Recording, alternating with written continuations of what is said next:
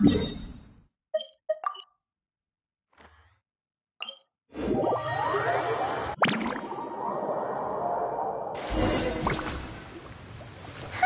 that's weird. Jean said this is where the event is supposed to be, but there's nothing here.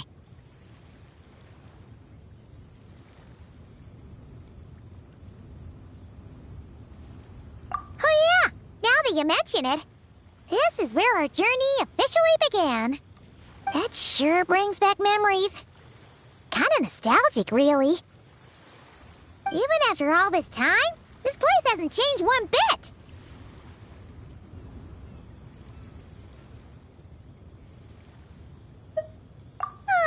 Worker's getting all sentimental and poetic. Well, we still need to find Jean and the others. Let's have a look around. Yeah.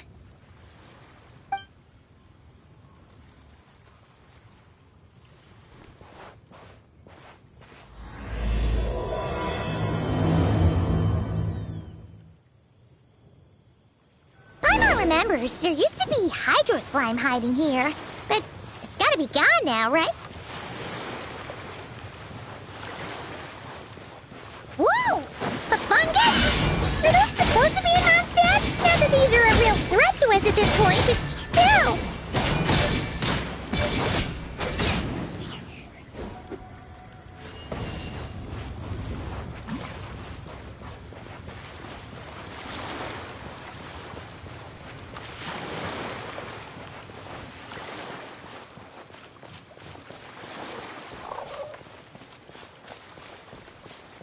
Hear that?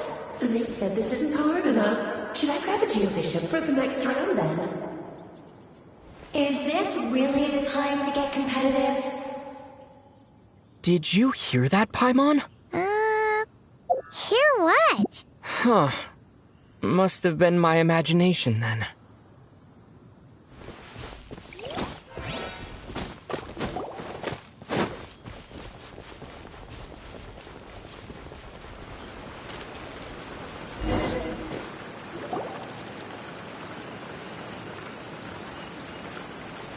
Huh? Why did someone hang Jumpy Dumpty mines all over this tree? What? But they don't look alike. You can't even eat them. Hold on. Could this be an event setup thing? Not a lot of people come here, but a bomb's still a bomb. If someone gets hurt by accident, Clee's gonna get marched off to the confinement room again. Yeah, but let's take a picture with the camera before we take them down. First the fungus, and now this? Something weird is going on. If it turns out not to be event-related, it'll be good to have a record of what we found. You couldn't just compliment Paimon's smarts like a regular person? Whatever. Paimon will take it. Better than being called emergency food, at least. Anyway, it never hurts to be careful. We've seen through lots of tricks, but we've also gotten the short end of the stick a bunch of times, too.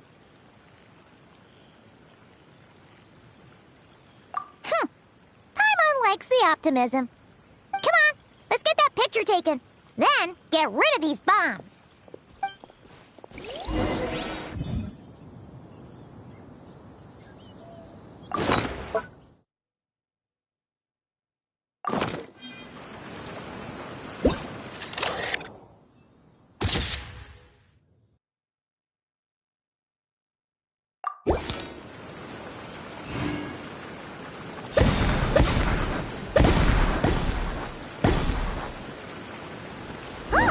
Fireworks! Guess there was no danger after all. Were those meant to welcome us or something? Anyway, we should be good here. Let's keep going. Huh. What was it Paimon said back then? Ah, right! Oh, wow!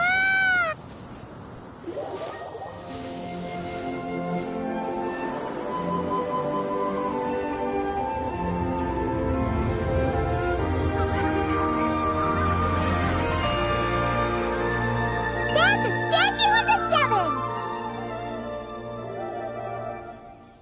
Among the 7 gods,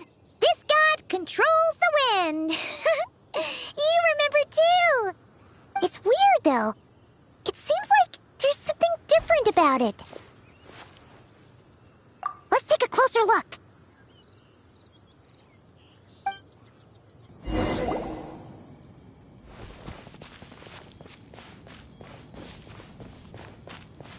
Huh. Paimon's next line was... As we all know, Right! Poetry and language flow like the wind!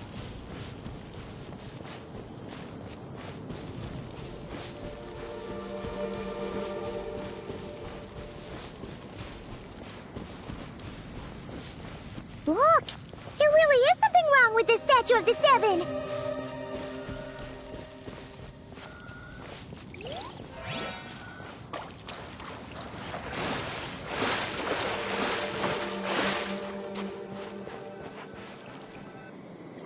Okay, Paimon's sure of it now. This can't be for an event. No one in their right mind would replace that huge statue of the Seven with a statue of Klee.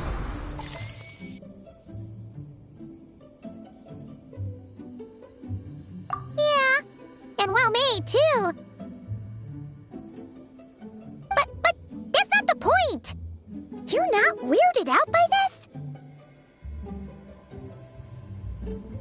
Oh, you're right. This must be Alice's doing. She could put 100 Klee statues all around Mondstadt and Paimon still wouldn't be surprised. That explains the other weird stuff we saw up till now, too. She must have asked Jean to write that letter so we'd lower our guard. No, wait! Maybe that was Alice just pretending to be Jean. Paimon wouldn't put it past her.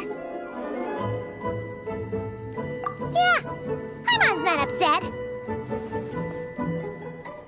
The surprises were nice, and this statue is pretty cool. Plus, we got to take a little trip down memory lane. Makes Paimon feel all warm and fuzzy, remembering where it all began. What do we do now, though? There's nobody around. If this is some sort of elaborate prank, guess we're in it until the people behind it jump out and say, "Gotcha!"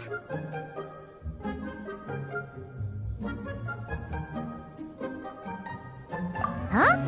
What does that mean?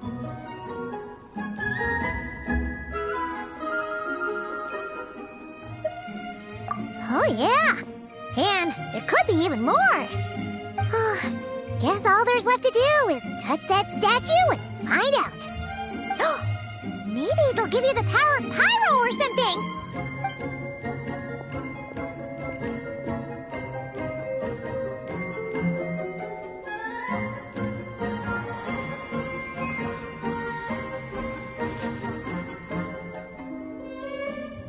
The world opens itself before those with noble hearts.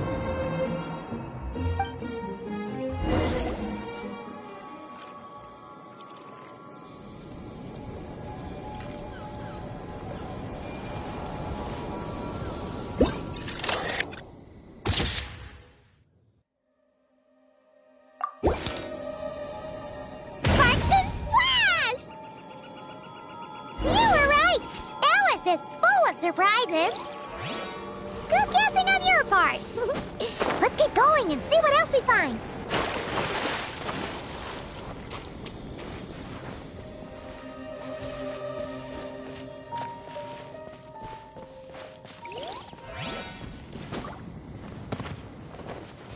Go now.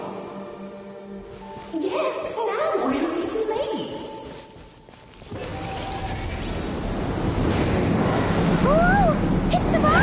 there's something huge in the sky!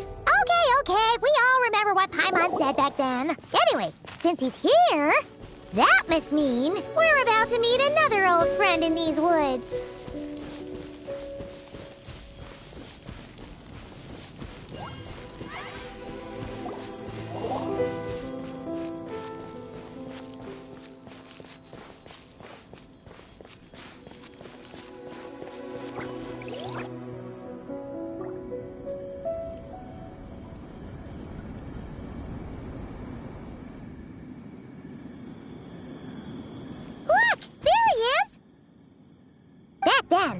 Dvalin was tainted by the Abyss, and Tone-Deaf Bard was about to heal his wounds.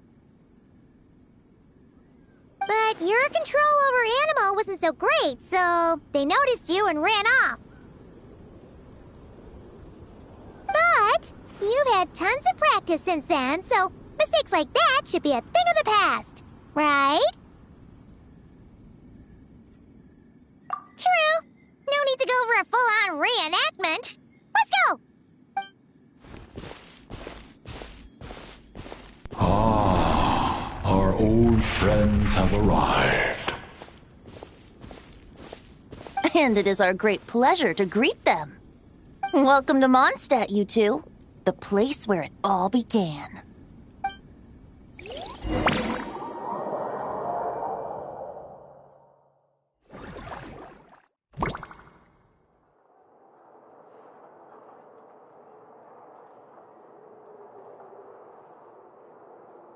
Lovely to see you, dearies. So what's the verdict? Did our special welcome ceremony meet the mark?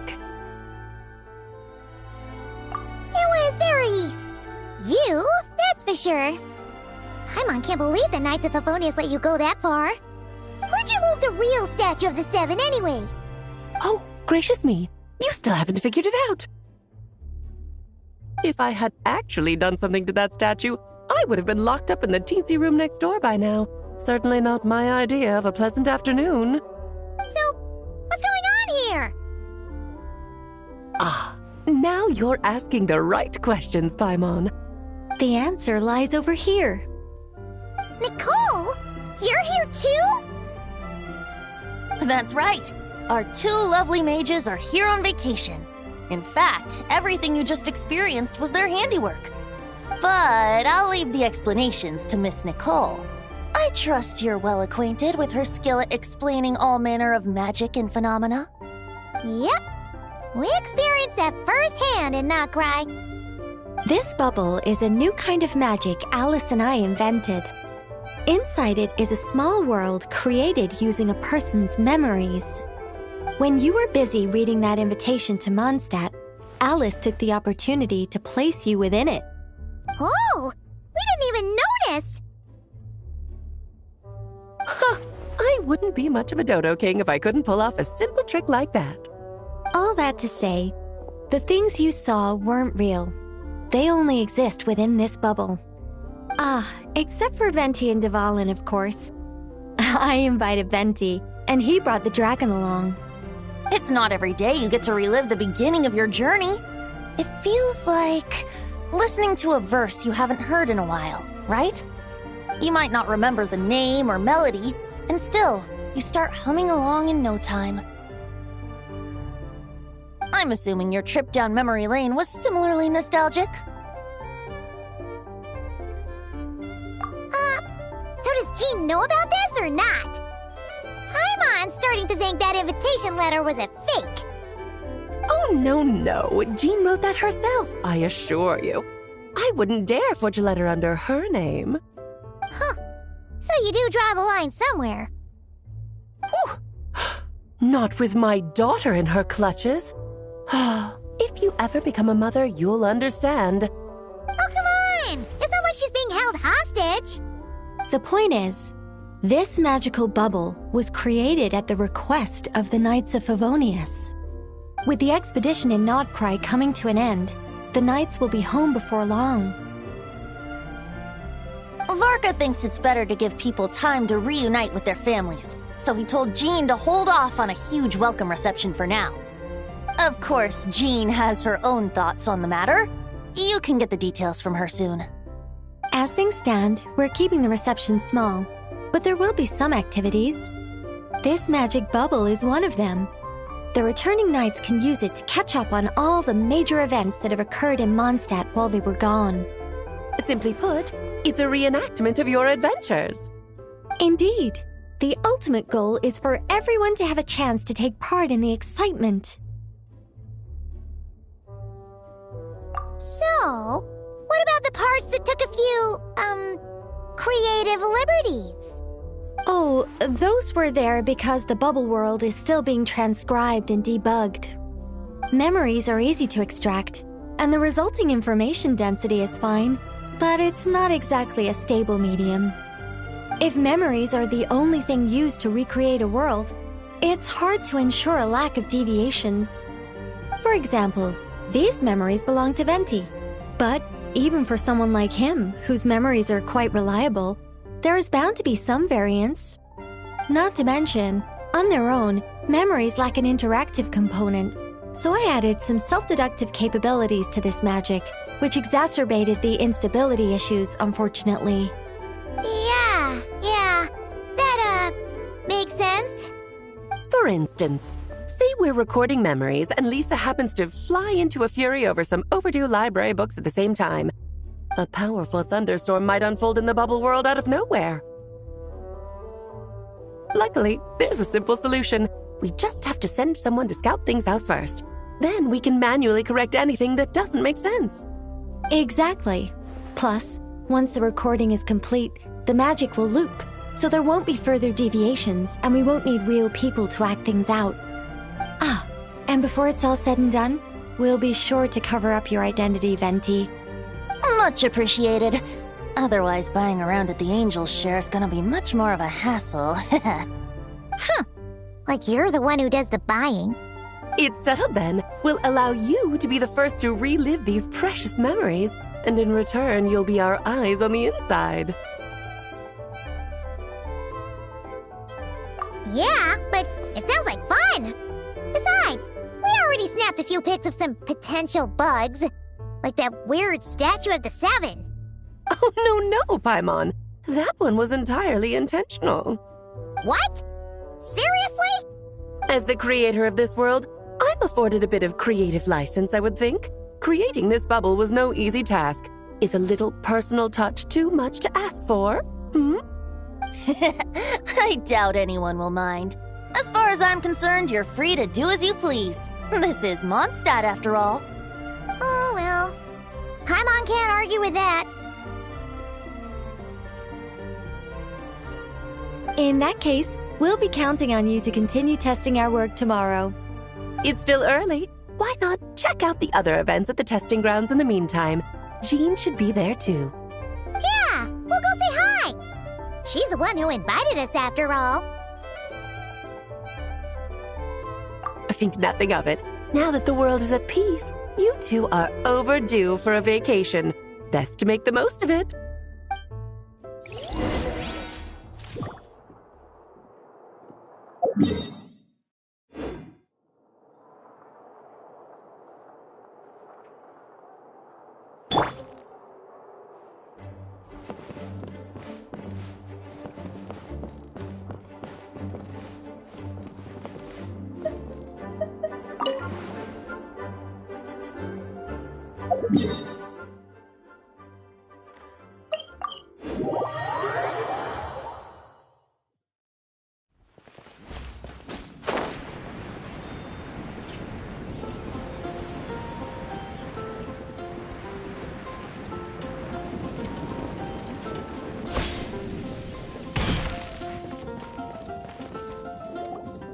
Yes, good work.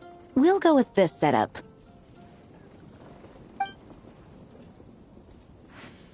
Hey, Jean! We're here! Honorary Knight, Paimon, welcome back.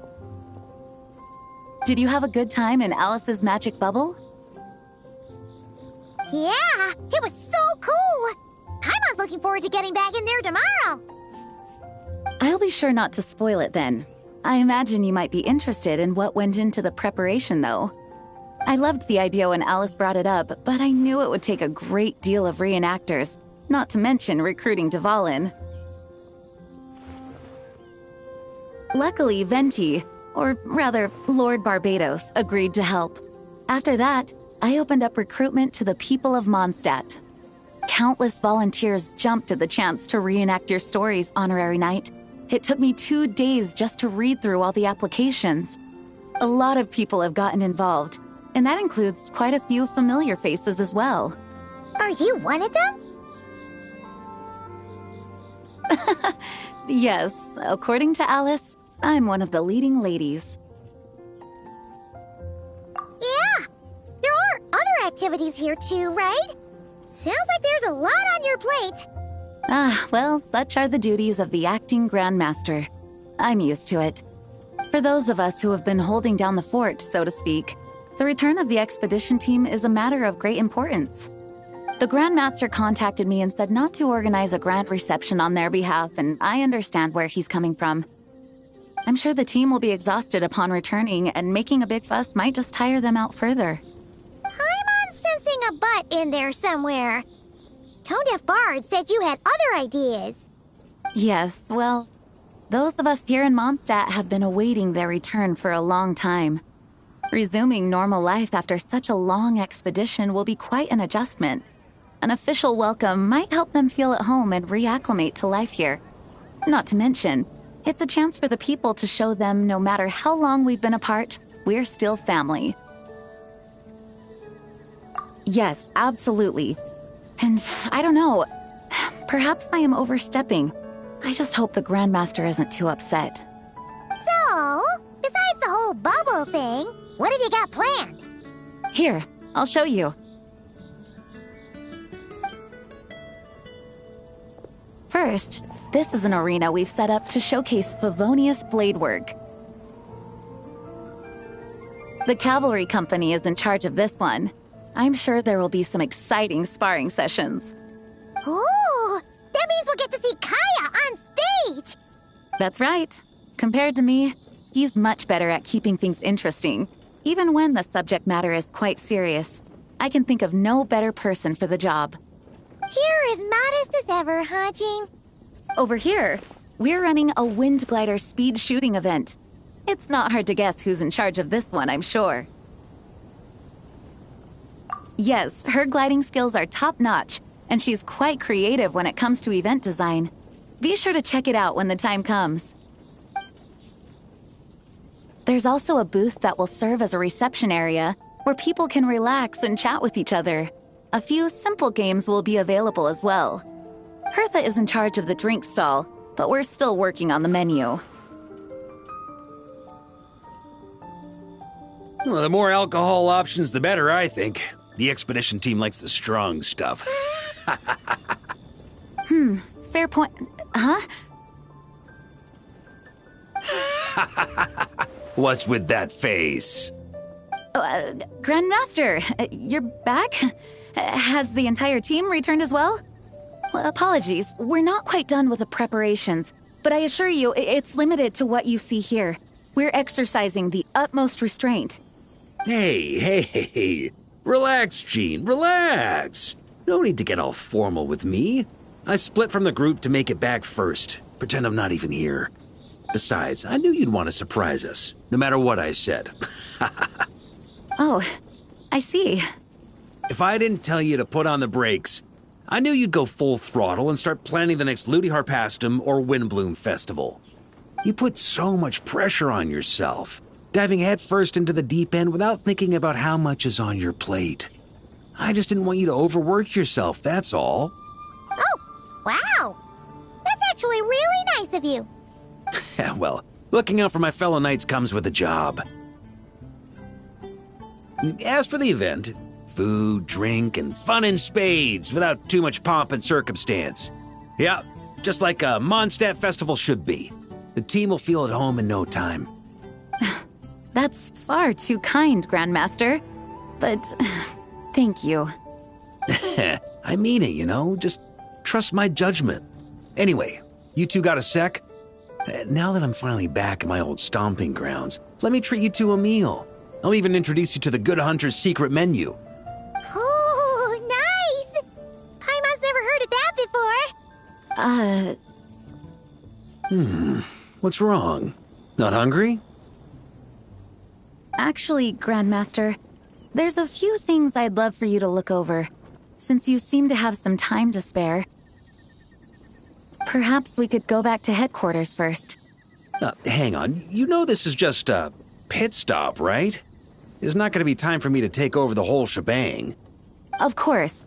Still, you are the Grandmaster. Oh, you have no idea what this means. I'll be trapped in the office until tomorrow morning. It's not that dramatic. If we make haste, we'll finish before dawn. As much as Paimon wants to check out that secret menu, you should at least do some work now that you're back. All right, all right. Oh, let's go. Guess I'll see you tomorrow.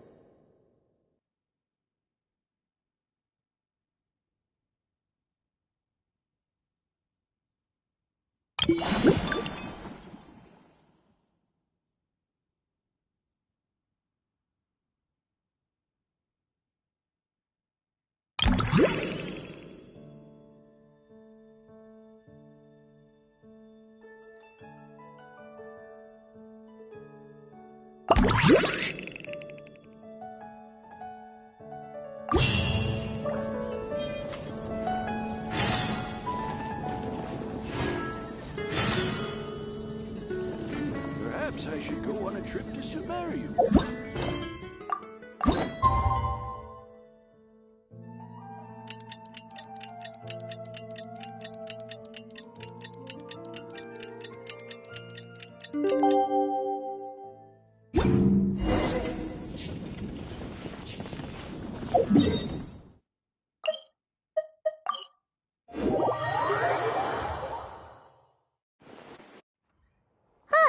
We made it! Wow! The whole gang's here! Even Master D-Luke! Well, Jean wanted my input on everything. Even though I left the Knights, Grandmaster Varka has done a lot for me. He didn't stop me from leaving back then, or throw any administrative roadblocks my way. So I owe him one. Well, I was sad to see you go, but your mind was made up. And anyhow, you're an adult. As long as you're prepared to follow through on your choices, who am I to stop you? And let me tell you, my rebellious streak was way worse back in the day. You look pretty tired. Late night yesterday? Yeah, didn't get much sleep at all. And now my head's killing me.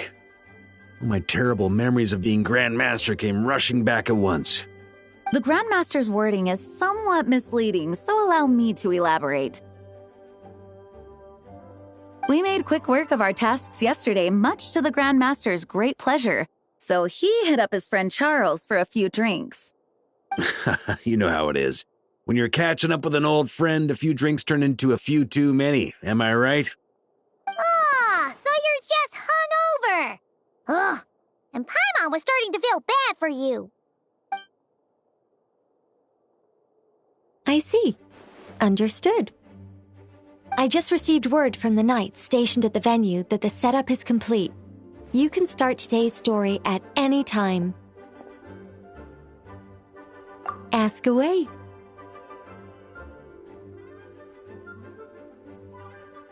Ah, you mean like how only you could have purified Dvalin's tears? That ability is unique to you, and to be honest, a lot of people might not even know you're capable of something like that. So they might get stuck at that point in the story. Don't worry, I thought about that. The story told within the bubble has some jumps. I've deleted the parts that might complicate things. The remaining content doesn't require the participant to do much of anything, actually. It should be like watching a play, except you get to walk around as you enjoy the performance. Wait! But we ran into a combat encounter yesterday when that fungus jumped out at us! We'll take care of that. Alice and I want this to be an experience even a child can complete without trouble. The parts you're testing today are more stable, so there shouldn't be too many bugs. Of course, when you access the dicier sections, be sure to keep our vision in mind. Speaking of Alice, where is she? Luckily demanded some playtime with her mom. And of course, as far as Alice is concerned, nothing is more important than a request from her daughter. Yep, that checks out. Ha ha ha. Well, let's get this show on the road. I'm ready to witness our honorary knight's story firsthand.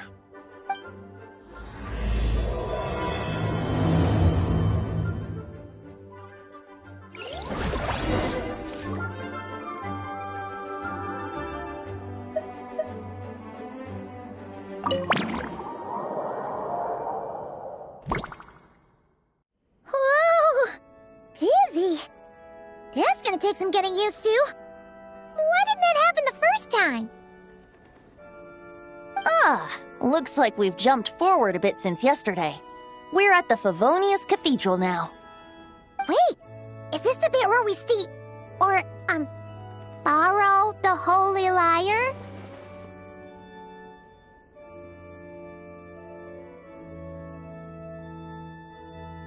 Yeah, I'm not sure about this. Also, why is Tone Deaf Bard the only one here? What about Varka and the others? Don't worry.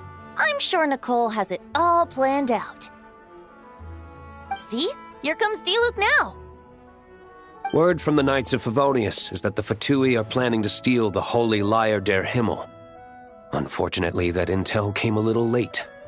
A conflict between the two parties is ensuing inside. If the Fatui succeed, we'll miss our chance to borrow the lyre. Come on. Let's go help the Knights. What is it? Oh, so that's how we're explaining this part. Huh, pretty convincing. It's all thanks to that committed performance from our good friend Diluc. I'm just reading the lines Miss Nicole gave me. You need to play along, okay? The cameras are rolling. Don't worry. Our operation isn't that strict. If there are slip-ups, I'll just delete them later. Feel free to take a relaxed approach. Wait, that was Nicole's voice? Where's it coming from? Probably that small bubble. That's right. This is a kind of communication magic. The same one the Knights of Favonius used to get in touch with me earlier. If you get stuck at any point, you can contact me through this magic, and I'll provide a few hints. How very convenient. I suppose, given how the story is progressing, we don't have to worry about borrowing the Holy Lyre then. That's right. Obviously, we're not including the stealing part in this version of the story. After all, the Fatui were the ones who ended up with it. Borrowing, stealing, leaving out that detail doesn't change the direction of the story. Anyway, the Knights are currently fighting to protect the Holy Lyre. Varka and Jean are already in the underground area. We should head over as well. This is like getting to read the script before watching the movie. I wonder what would happen if, this time, we managed to catch the Fatui thief in the act. That would complicate things. Worst case scenario, we might need to do another take. So if you could refrain from going off script, that would be great. Okay. Someone's got an axe to grind.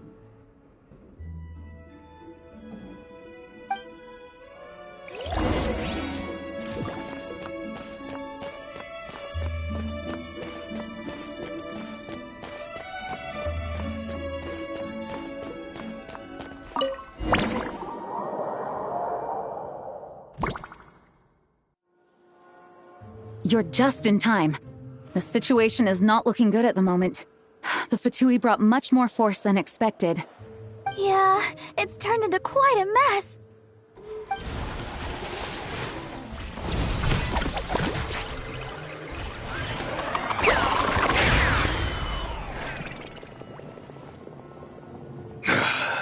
You're not bad, boy. Against the Fatui, though, you'll need to try harder than that. You ain't messing around, huh? Take this! Oh no! If this keeps up, the Holy Lyre's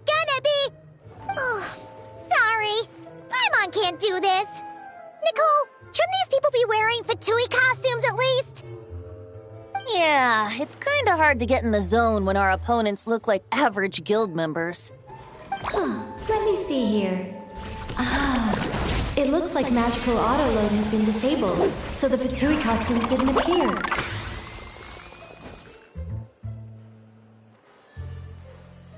I'll get that fixed. Just ignore the problem for now and continue with the scene. Remember, this is a tense moment. Got it. In that case, I'll evacuate the members of the church right away. All right, thank you.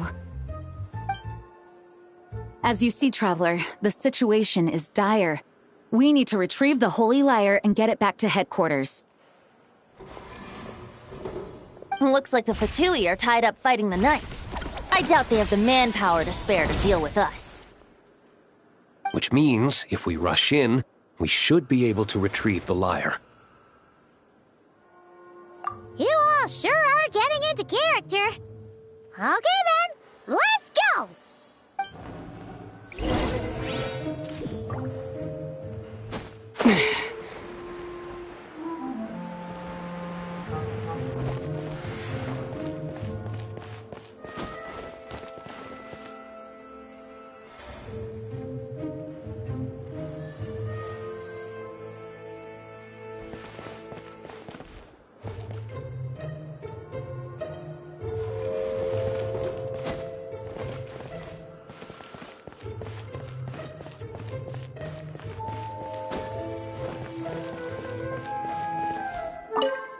I never thought I'd get the chance to spar with the cavalry captain.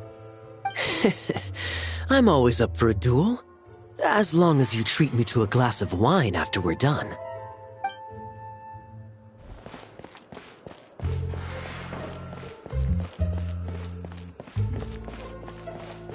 I couldn't keep up with you after all, Grandmaster.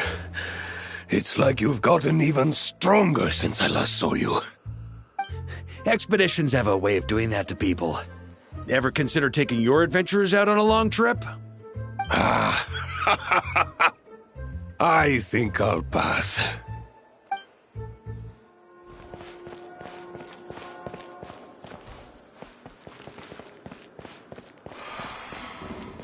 How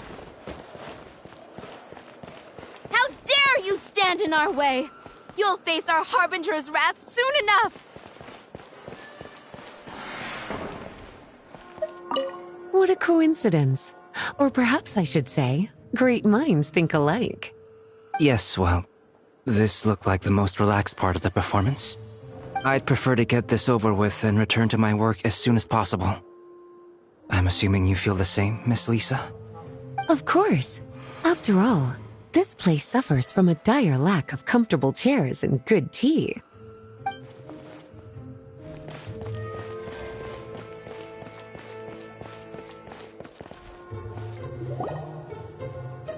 The Holy Lyre! There it is! Well, well, well. It seems our outer diversions were most effective. The knights know not that the true danger lurks right beneath their nose.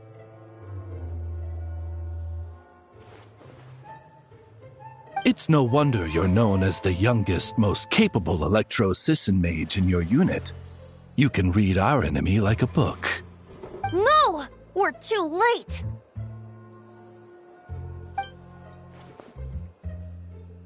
Put the lyre down! You heard her! Put it down and put him up! Or this is gonna get ugly! Wait, why are you the only one with a costume, Fischl? Why, because I fashioned this headpiece myself, of course. How does it look? I am the spitting image of an Electro-Sisson mage, am I not? And I suppose I look enough like an Electro-Sisson as I am. Hold on. Trying to distract me with conniving conversation, are you? Ha! You underestimate me.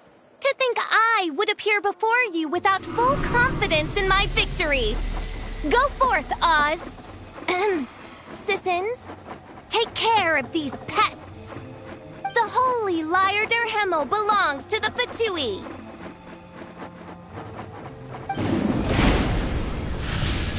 Whoa, that was fast! Mage-powered flight is something else.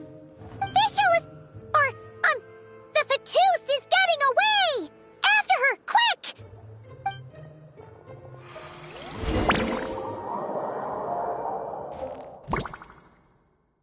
Here, take it away, and don't let them catch you. That's nothing the gliding champion of the Fatui can't handle.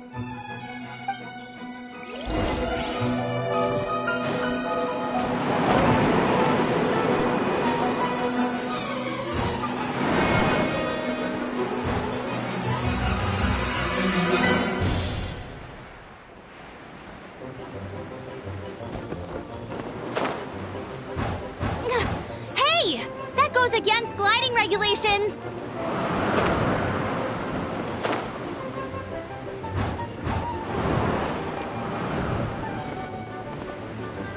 Pretty tough, aren't ya?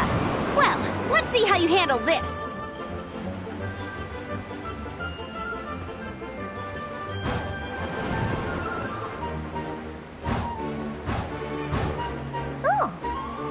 Paimon thought the Adventurers Guild were the only ones role-playing as Fatui. Just thought I'd lend him a hand. Fischl didn't have time to make me a cool hat, though.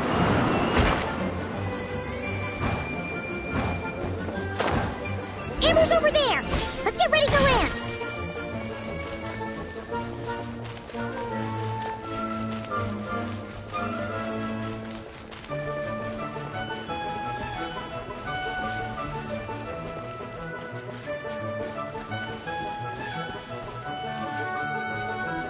Here they come! Positions, everyone!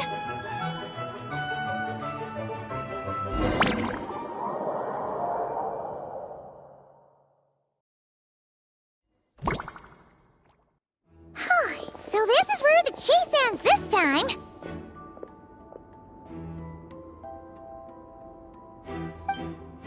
Wait a minute. This isn't what their hideout looked like. It's at least a few times bigger. Yes, I remember it being much more run down. This place has far more structural appeal.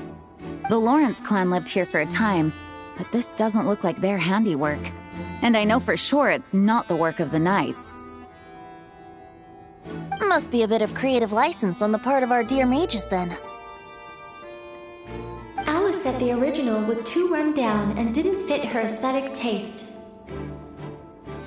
So we repurposed some assets from the Golden Apple Archipelago.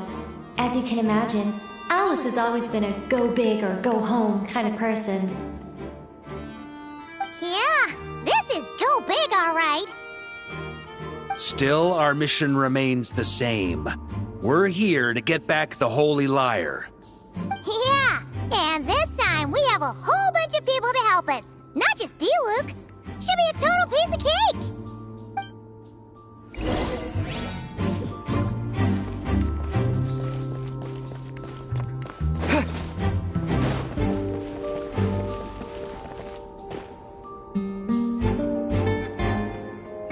A human never doubts what their eyes see or rejects the ground beneath their feet. Both now warn you that this is the end of the road. Give up and turn back while you can. That voice. Is that Mona?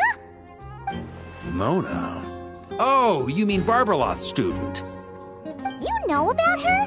But Mona came to Mondstadt after your expedition left. Well, I had regular contact with the Hexen Circle, so her name came up now and then. The whole thing about her messing up and being too afraid to go back? Yeah, I know that too. What? But how? No one in the Hexen Circle should know about that. For real? Sorry, but I'm pretty sure all the mages know. All of them? I'm afraid so. Oh, except Rhindaughter, I suppose. Fine. That's just fine. It's not like the old hag's gonna come find me in Mondstadt to settle the score, right? Anyway, how do we cross? I'm not telling. Aw, come on. Don't take it out on us. I'm not. This is unrelated. Besides, I'm playing a fatus whose job it is to issue riddles. You can't just ask me for the answer. All right. Almost forgot about that. If you want the answer, think back to what I said at the beginning.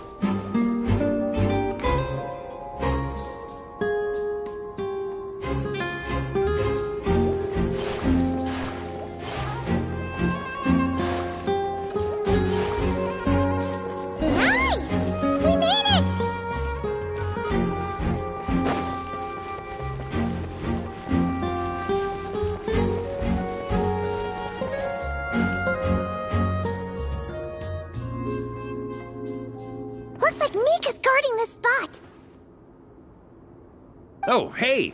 It's been a while. Hello, Grandmaster. Hello, everyone. No.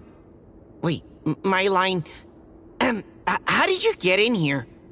I would think you have bigger concerns right now. Tell us where to find the lyre. It's locked in the back room, but good luck getting in there. 3 crests are needed to enter, and each one is guarded by a fatus. Wait, but in real life, we only needed 1 key. Yes, but there are 3 locations to visit. If there was only 1 key to be found, there's a good chance the encounters set up at the other 2 locations would go to waste. All our actors worked so hard to memorize their lines. It would be a shame if their part got skipped over. A fair point. They're playing through the story just like us, after all. To be honest, when I first read my lines, I was kind of confused at how I just give up the intel without a fight. But when I actually had to stand off against all of you, it made sense. I mean, Mr. D-Luke practically had me in a cold sweat. Really? I only had 1 line. Aha! Yet in a game of cards, it's the ones that remain unturned that strike the greatest fear in your opponent. The same principle applies here. That's right! And I've been told you have quite a few tricks up your sleeve, Mr. D-Luke. Anyway, you can head in now. Everyone should be ready. One moment. We can't quite end it like this. I believe you have 1 more line, Mika.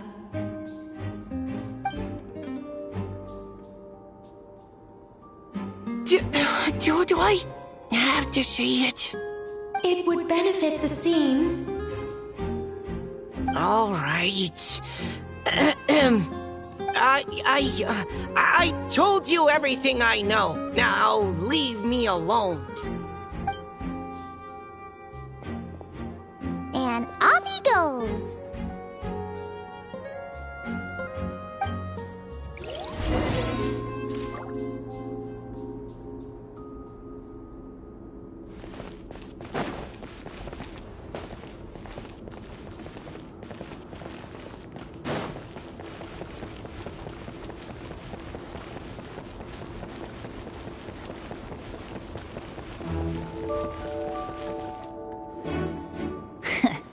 Looks like we were followed.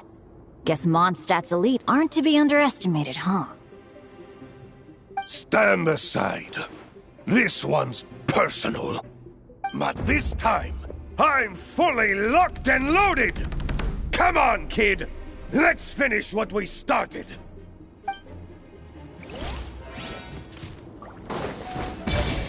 Brace yourselves. Don't be a killjoy! We've only just begun!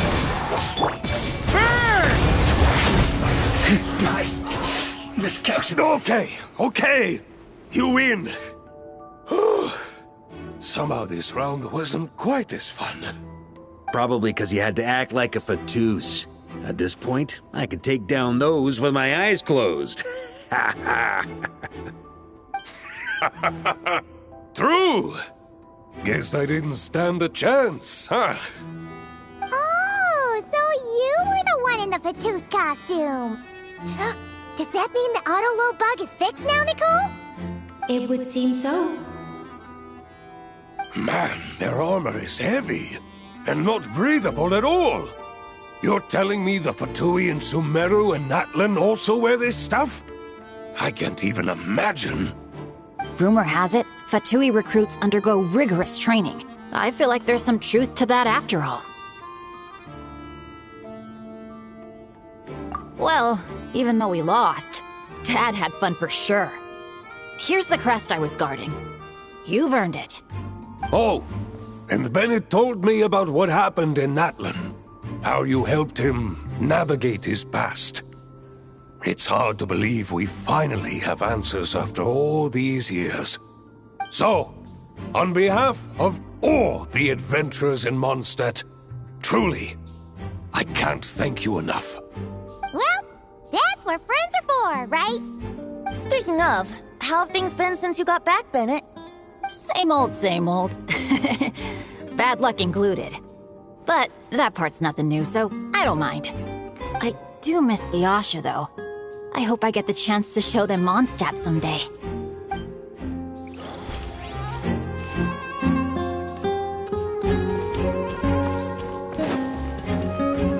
On me! The Fatous up ahead values wealth above all else. No bargaining chip is off the table. Luckily, I've prepared a negotiation multi-tool for this situation. Don't forget to take it with you.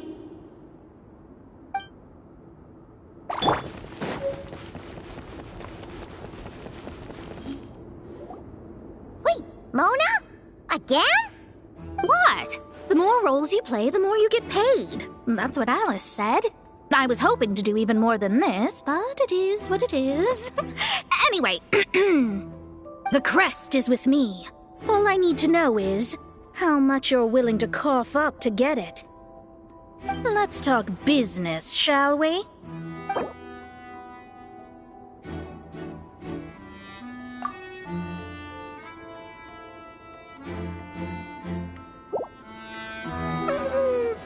No, we both know this crest is worth more than that.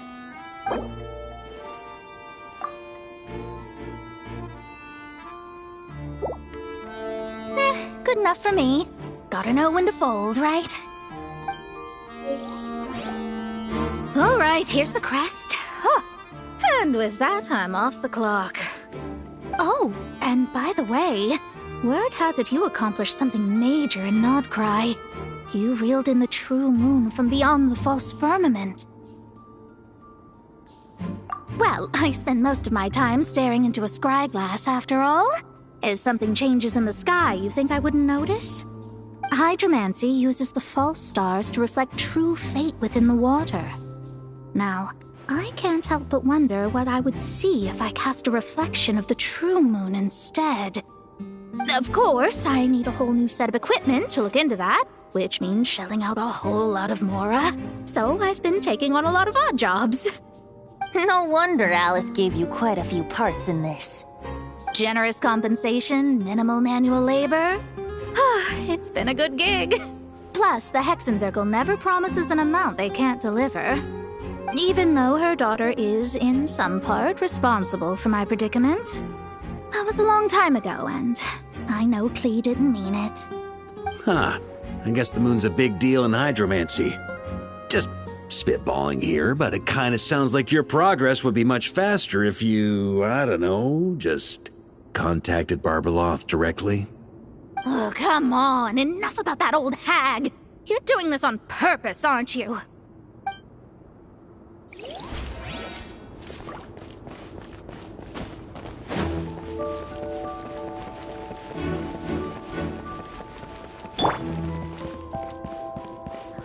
The road ahead is almost completely blocked! this person isn't taking visitors. Guess we'll just have to be careful. We need that crest.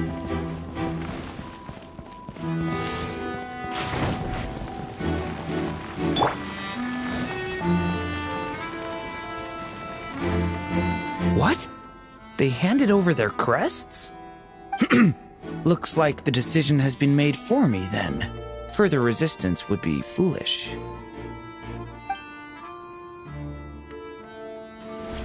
Gotta say, Paimon didn't expect you to play this kind of role, Durin.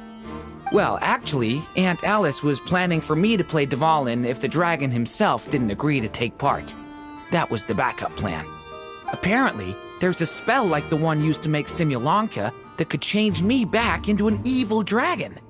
That does not sound like a good idea. I have to agree. That sounds like a disaster waiting to happen. I don't think I'd be very good at playing the evil dragon anyway. I'm not intimidating enough. Luckily, Dvalin agreed to take part after all, so my role was switched to timid Fatui Guard B, and I got to wear a costume instead.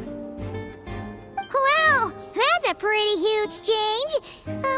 Why B, though? Oh, because Mika is Guard A. As expected, Alice has got it all planned out. All right, we got all the crests.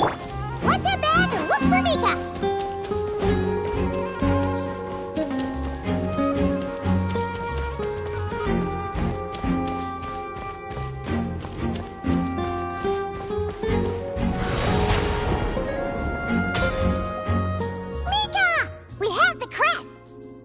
All right. This elevator's a bit complicated to operate, so Miss Nicole asked me to help activate it. Just one moment.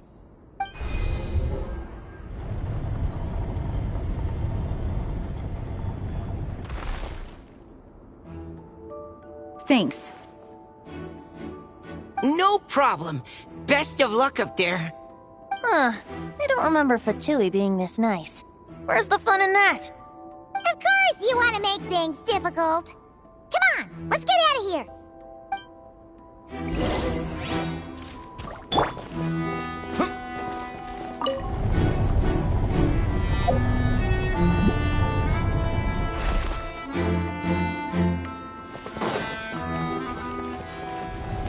Security's tight around here. I hope this is safe.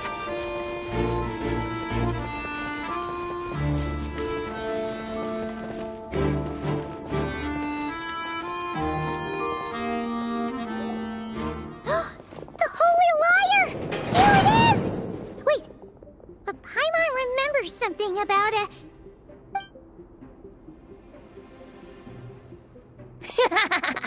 Hot-blooded, careless, and reckless heroes! Despair, for you have stepped into my trap! Wait, what? All it did was lock the liar up? Well, I wasn't the one who designed it. All Alice said was that activating it would turn the tables. I see. That checks out. They laugh as if they already know what is to transpire. I do not have a good feeling about this. Allow me to clarify before we proceed. How was it that the lyre was retrieved back then? From what I've heard, the Fatui agent guarding this place was given a thorough beating, and then the lock opened. So then, I'm the one who walked into the trap? Do not despair, mein Fräulein. Miss Alice provided us with backup, did she not? We are not entirely outmatched. 'Tis true. Though thine Prinzessin stands on the cusp of defeat, courage has not yet failed her. Let this be our last stand! Come forth, my loyal servants! Smite all who stand against us!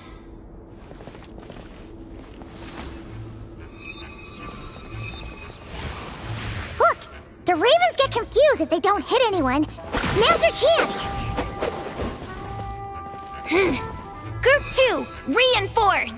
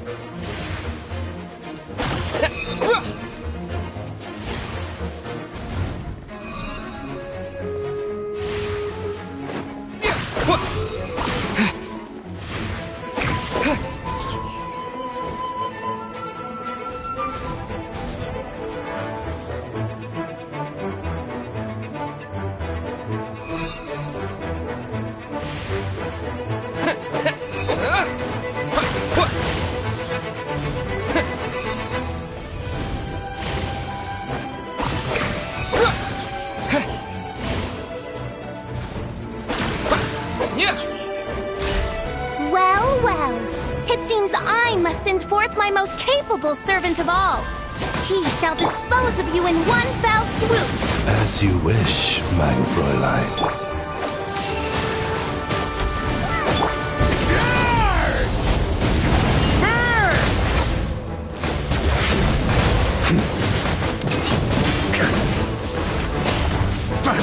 Our situation is dire, mein Fräulein. It seems this is the end of the road.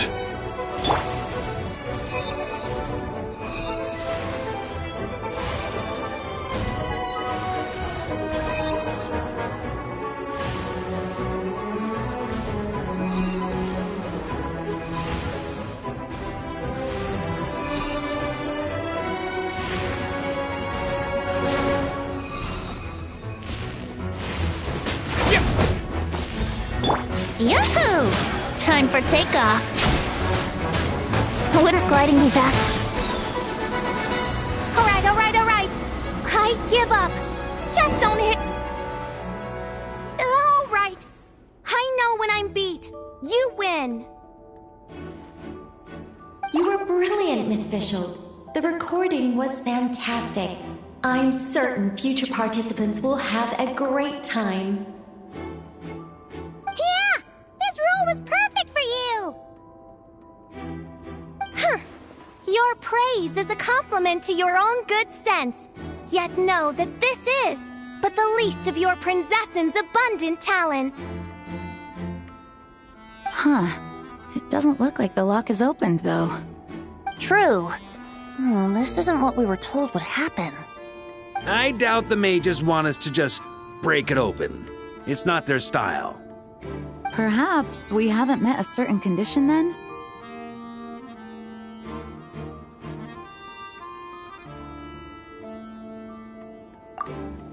Oh, wait! Does that mean the beating up part has to happen for this to proceed? You dare place your princessin in such a scene? 'Tis an affront of the highest order! I'm afraid it may be the only way to end this, mein Fräulein. But not to worry. It's all pretend, after all. Very well. I shall allow this trespass, if only to bring this to an end. Just be gentle. Huh? Oh, right. Paimon's the weakest one here. Here goes nothing!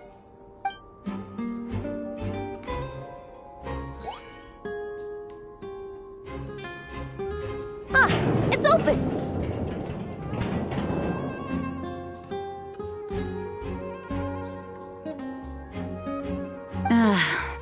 Miss Alice does love to tease, doesn't she? Congratulations on obtaining the Holy Lyre der Himmel. That's a wrap for now.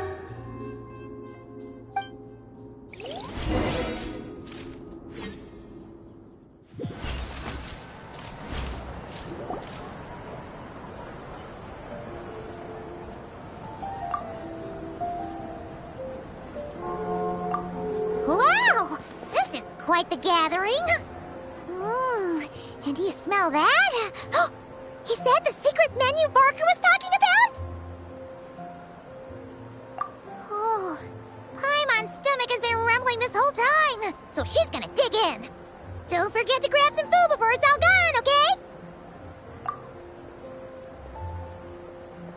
Oh, hello. Did you need something?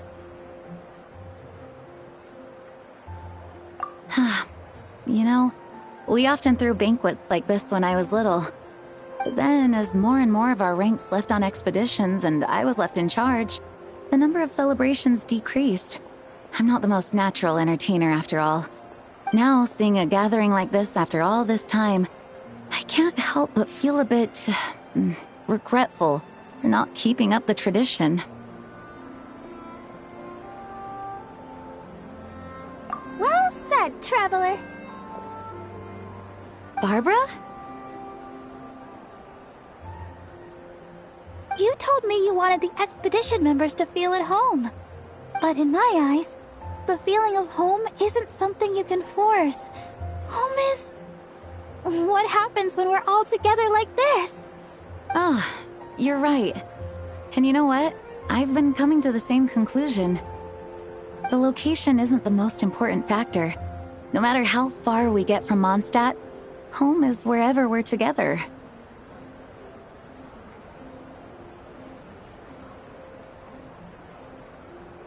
I appreciate the kind words, you two. I will do just that. Make sure to do the same, Traveler.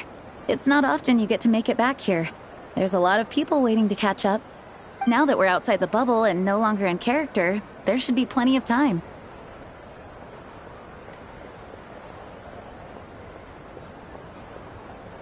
Hey!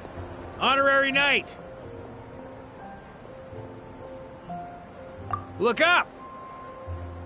Pretty stellar view from up here, and the breeze is nice too.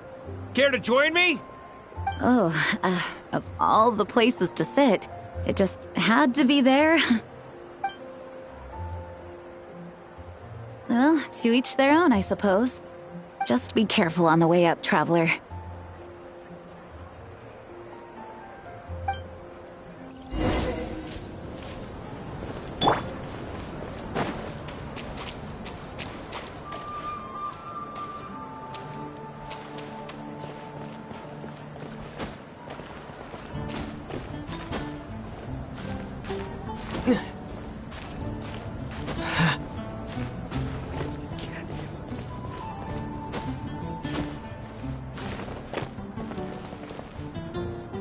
Have a seat. I come bearing drinks. Booze free, of course. You're welcome. Ah, well, that's what being home is all about, right? Letting go, feeling at ease. Figure we both deserve that after all this time. You think so? Glad to hear it. There's no place like home. That's what people say, right? The expedition took me far and wide, and still, little alcohol in my system, it would all come back. The cathedral, the statue, the windmills in the city, the pigeons and dandelions in front of the gate. The further away you get, the more you miss it. I might be biased, but it means a lot that you care about this place.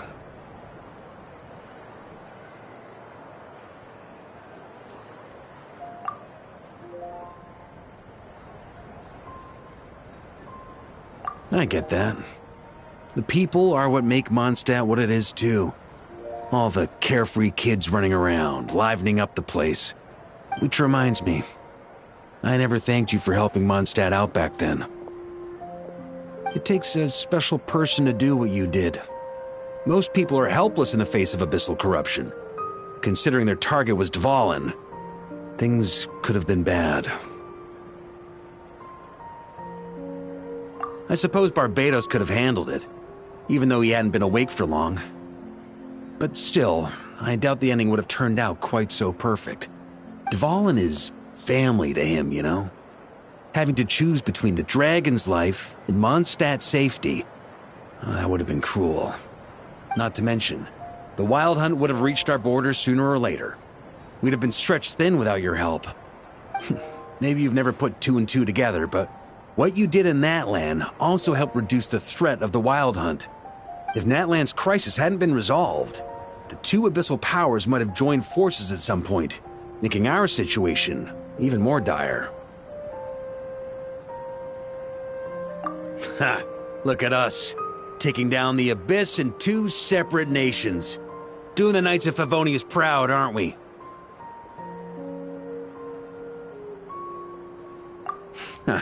I guess not. In any case, for a knight, honor is something you get to define for yourself, no matter what the outside world thinks. And that's the question, isn't it? Why do we do what we do? But I think it's safe to say you already know the answer. Ah, so this is where you've been hiding. You know, I don't think this was designed for sitting. Ha! When did you become such a stickler? Come have a drink with us. There's plenty. Don't mind if I do. Grape juice? Again? You know, Charles would never let me hear the end of it if I started drinking without him. Disappointing, but understandable. Oh, I almost forgot. Since this banquet is also for the actors, I invited Dvalin. All right. Might hike up the bill a bit, but who cares? Haven't seen him in too long. Yeah, well, he turned me down. He never did like being the center of attention. The city is a little too small for him to spread his wings. Even if no one is afraid of him, he could still take out a windmill or two. Guess it's better not to risk it. Huh. Maybe it's time to draft a proposal to build him a landing pad. The Traveler's right. If this is what makes him comfortable, might as well let him be. In the meantime, I propose a toast to our honorary knight. To our honorary knight.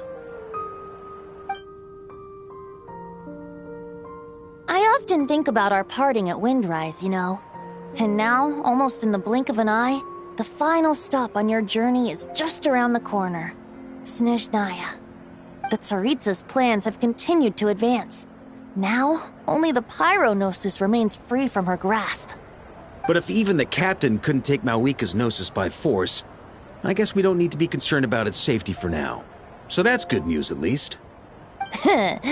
You wouldn't be taking a dig at someone else's ability to hold on to their Gnosis, now would you, Grandmaster? Haha, of course not.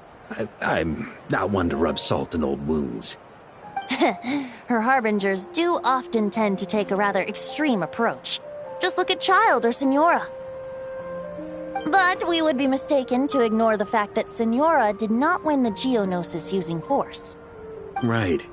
You told me about the contract Morax signed with her before his death. You're saying she didn't need to resort to violence in Mondstadt either? That's right. If she was able to provide a reason convincing enough to persuade Morax, she could have persuaded me no problem. I suppose she just didn't think there was a reason to negotiate. I had just woken up, so I must not have seemed like much of a threat. Honestly, the Gnosis was of no use to me. I didn't care who it belonged to or what means were used to take it. I just knew if I fought her in that moment, the cathedral, perhaps even the entire city, might have become collateral damage. True. I wouldn't put it past Signora to take civilians as hostages either. In the end, though, it was those same methods that led to her end. After all, her third target, the Raiden Shogun, wasn't a big negotiator back then. Perhaps Signora's success in Mondstadt and Liyue convinced her that she was a match for the Archon of any nation. You did the right thing. It pained me to see Inazuma as it was back then. I'm glad things have changed since. Of course, now the elite force of Harbingers has quite a few missing from its ranks, so I suspect the Tsaritsa no longer has the means to meddle in other nations like she used to. Who knows? Perhaps a chance to formally meet her in Snezhnaya might come sooner than we think. Some of our knights remain stationed in Notcry. If you need help, just say the word, and we'll be there.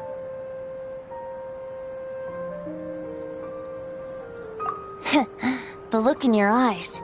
It's changed a lot since you first set off from Mondstadt. But my advice remains unchanged. Never forget that the journey itself has meaning, traveler. The birds of Tevat, the songs in the cities, the Tsaritsa, her Fatui and the monsters, they are all part of that journey. Perhaps earth-shaking truths and indescribable trials await you at the end. Just remember, there is more to life than that. Alright, that's more than enough acting like a real Archon for one night. And still, not a sip of drink for dear old Venti at a time like this? You're no fun, Varka.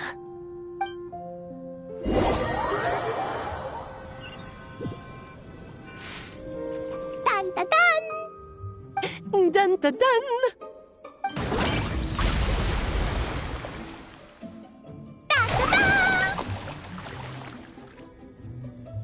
Da da da!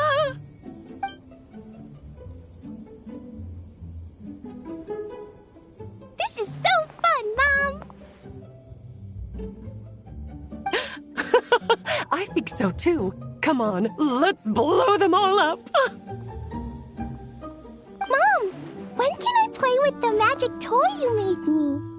Very soon, darling. In fact, it should be ready tomorrow. I just know you're going to love it. Yay! Can we play together? Why, of course! We'll have ourselves a splendid time.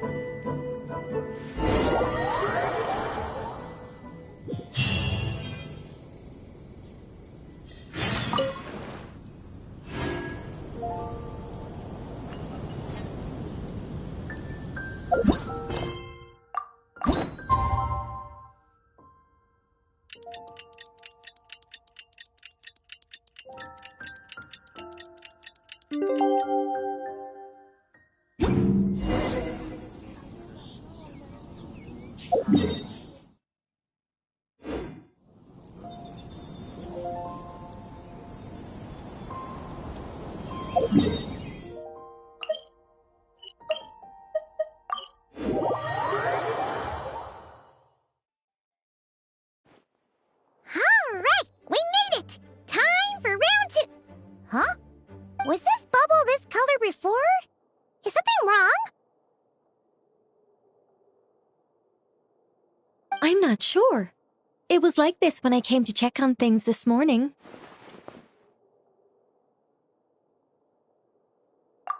What? That can't be! How would the power of the abyss even get in there? You sure know your stuff, Traveler. That's where my head went too. But I don't know. Something is different about this power.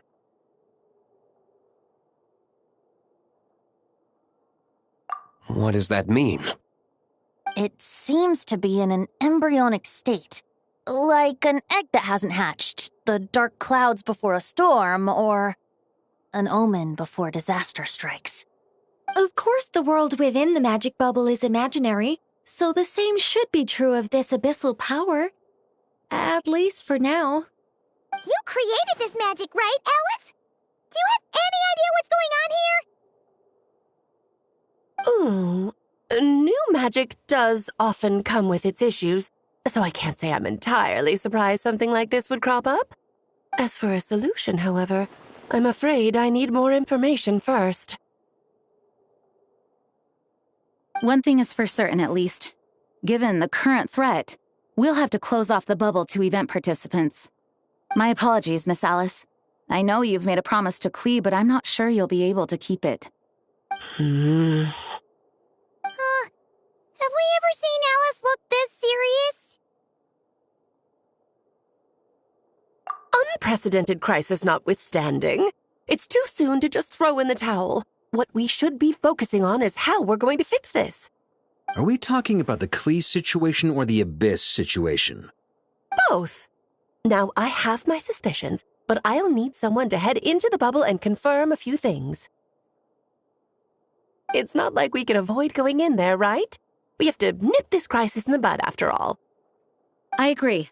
We have to take action. All right. I'll go convince Klee to play somewhere else for now and then head right back. In the meantime, Nicole, be a dear and keep observing the bubble from out here. Oh, and provide any fixes you can while the rest are inside. I don't know, Alice. There are quite a few unknowns here. It's not like I can force people to head in there and take that risk. We angels aren't miracle workers. You sure about that? Fine. I'll do what I can. Just be quick, okay? This is your magic, after all. Well, guess this is our best option. We're definitely not gonna sit back and watch. The part where Barbados uses the lyre to summon abyss-corrupted Dvalin. Then, everyone joins forces to fight him inside Storm Terror's lair, purges him of abyssal influence, and there you have it. Happy ending. Yep, that sounds like how it happened.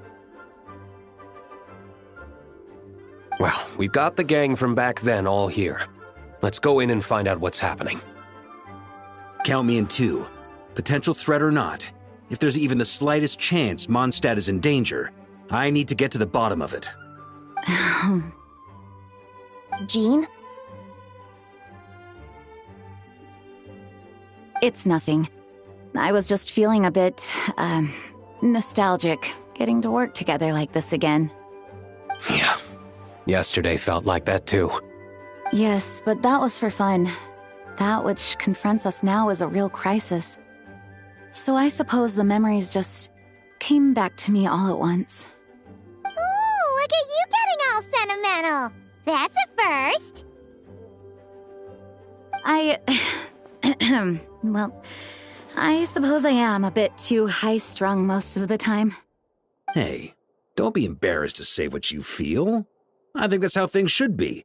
It's how we all grow closer. Besides, the more you open up, the less people will be surprised like Paimon here when you choose to share something. Just look at Paimon. No filter whatsoever, word vomits whatever comes to mind. And that's what makes her so endearing and approachable. Ha! It's about time you gave Paimon a compliment, tone-deaf bard. Hang on. Was that a compliment? Before we set off, I just want to stress that whatever is happening in the bubble right now is a huge unknown. I was able to maintain contact before, but right now all I can observe within is chaos, so I imagine communication might be cut off as well. It might be difficult for us to guide you, so proceed with caution. Don't worry. This isn't our first time leaping headfirst into a dangerous situation. There's also a last resort I can fall back on if worst comes to worst. Though it would mean all our recent hard work going to waste. You mean destroying the bubble entirely? Yes, if it comes down to it. All right, I'll monitor the situation from outside and provide whatever external fixes and support I can in the meantime. Understood. Prepare for the worst, hope for the best. Sound good? All right, let's go.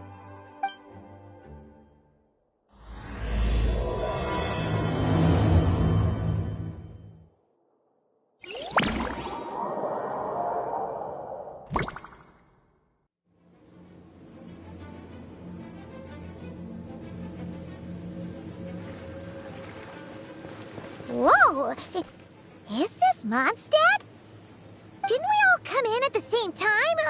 Where are the others?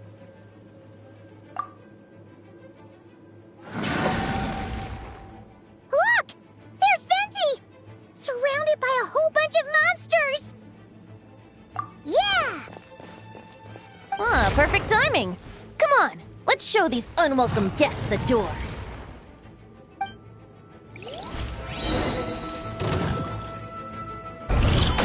Think you can get away? Here we go!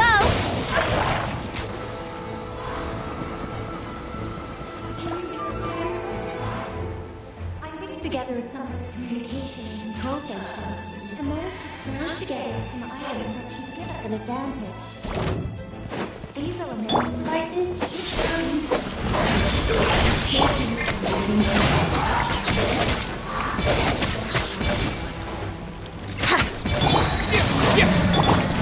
Time for takeoff.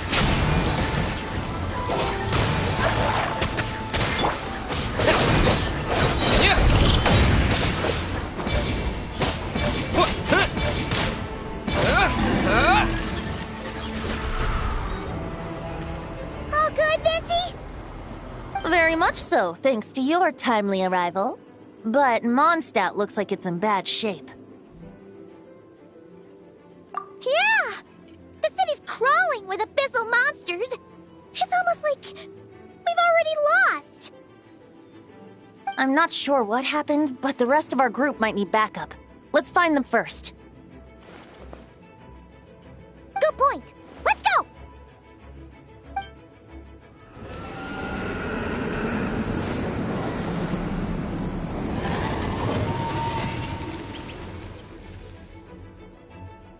Look! It's the Volin! Is it just Paimon, or does he look way worse than back then? You're right. The corruption has spread throughout his entire body. If we had failed to purify him in real life, I imagine this is what would have become of him. Wait! It looks like something's falling! It's his tears. Like the ones we purified in the past? Yes, but at this point, these tears are essentially crystallizations of abyssal power. If left unchecked, they will continuously summon abyssal monsters, and this disaster will never end. We also need to get our hands on one of them. No, this degree of corruption cannot be cleansed.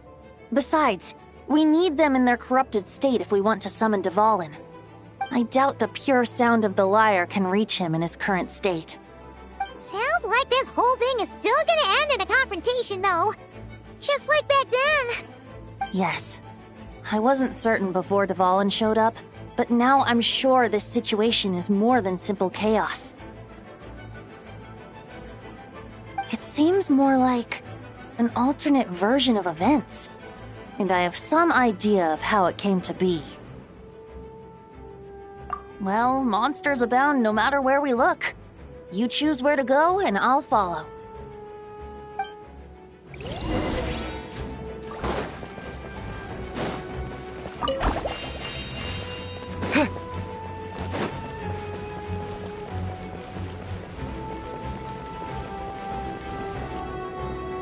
Look, it's Jean!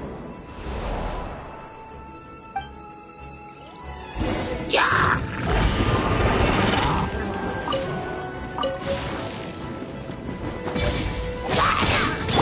Brace yourself!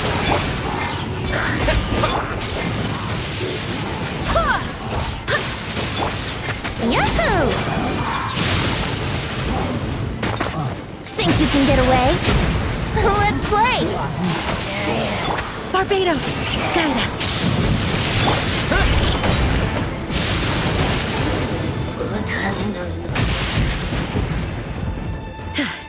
Thanks for the help. I know everything we encounter in this bubble is imaginary, but these monsters sure fight like the real thing. It's a bit too true to life. Don't worry. As long as we collect Dvalin's tears, we can use this abyssal power to our advantage. I see. In that case, let's get moving. Have you seen Varka, by the way? We haven't found him yet. No, he might be at the upper levels. Let's search together. Ah, right. I remember seeing D-Loop on the other side of the city. We should go help him first. Sounds like a plan. Let's go!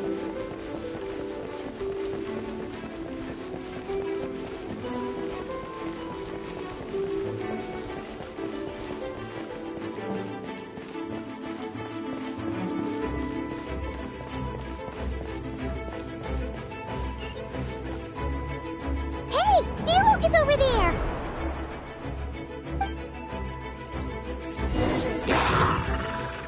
Brace yourselves!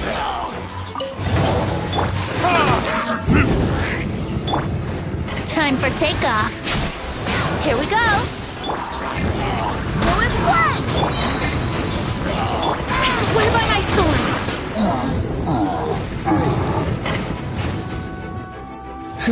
Made it. Thanks for the assist. It looks like Mondstadt is in dire straits. Did you see any knights or civilians on the way here? And my initial suspicion could be right. The knights have abandoned the city and evacuated all civilians to a different location. Abandon the city?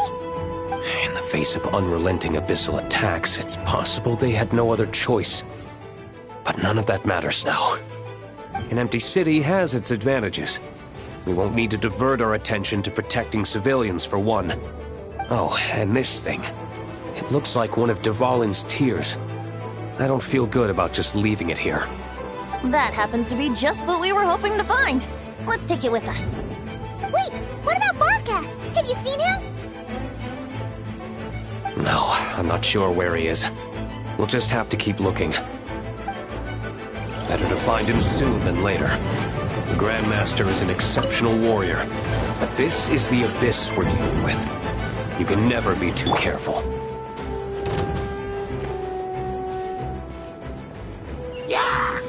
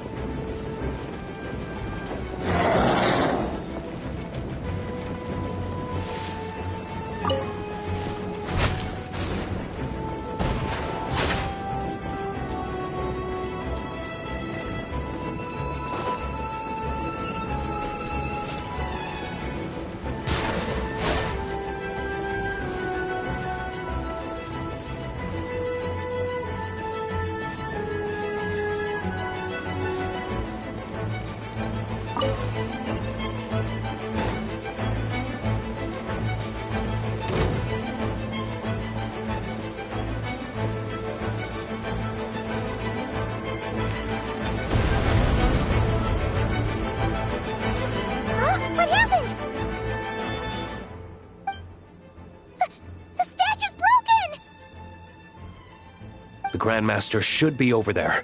Come on, let's hurry.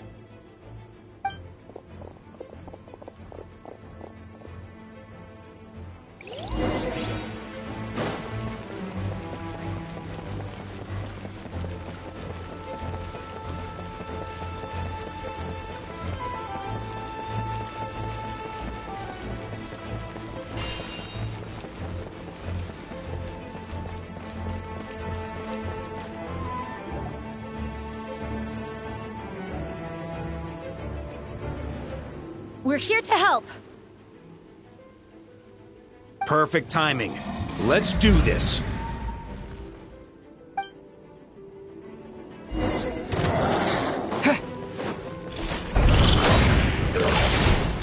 Think you can get away?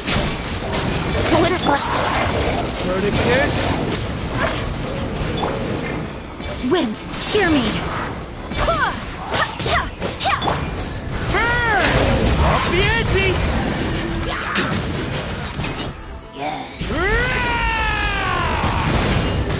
Up the ante! Up the ante!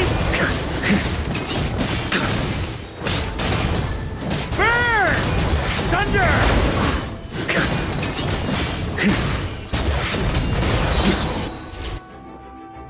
Looks like we're all back together. Everyone in one piece? Yes. The honorary knight arrived just in time to help us out. Now that we've collected Dvalin's tears, the monster attacks appear to be easing up too. I'm sure you've noticed, Varka, but the city is pretty much a ghost town at this point. Yeah, we should get out of here. No sense wasting our strength.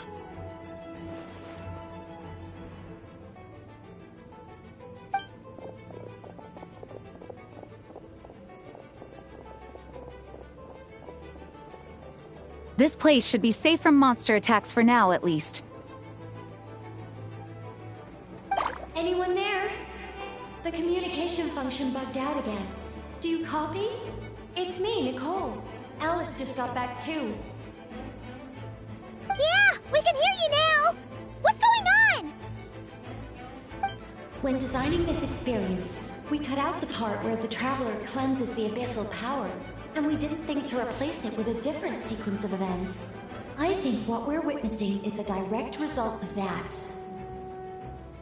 Alice and I thought the events in the bubble would be independent from each other. But since the magic is contained in one place, it appears a casual link has formed between all the events within it. And so, because Dvalin was never purified, we've encountered a major bug. I knew it. So, what we're witnessing now is like an alternate version of events where the honorary knight never appeared in Mondstadt. Wait, but even if the traveler never showed up, you could have done something, right, Venti? The Abyss is a far greater enemy than one person can face.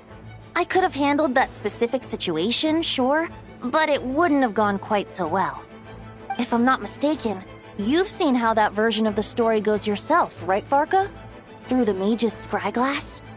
Yeah, it was a kind of prophecy. It felt so real, I doubt I could ever forget it. In the end, you were able to seal Dvalin away, but you were wounded in the process. But if Dvalin was sealed, how did things get to this point? Because a seal doesn't solve the root problem.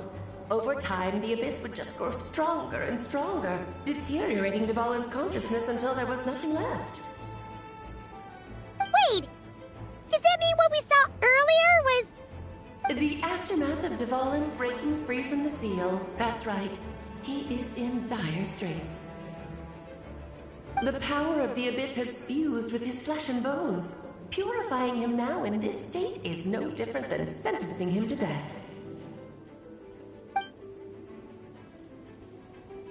So, if we want to resolve this crisis... We have to kill Dvalin.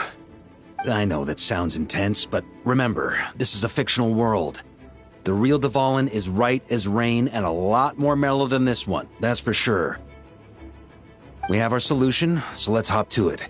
Should be a piece of cake for a group like this. No time to lose, right? We've got Klee waiting for us after all. She's playing somewhere else right now, so we do have some time. Of course, the sooner we resolve this, the better. You're right. This is the only way. I know Dvalin means a lot to you. If this is too hard, you can leave it to us, you know? No need to scar yourself over a game, right? I'll be fine. I was prepared for that possibility back then, too. Let's go. Storm Terror's lair awaits.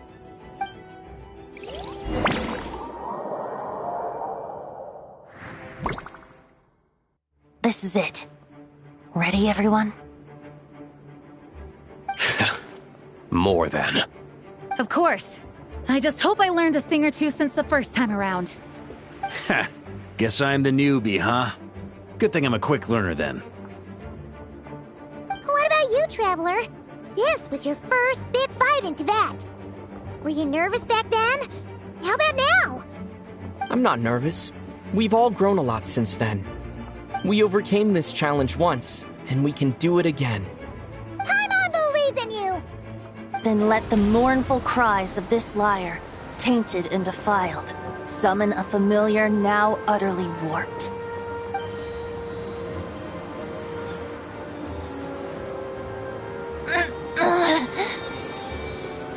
You alright, Barbados? Turning the surging abyss into musical notes is no simple task.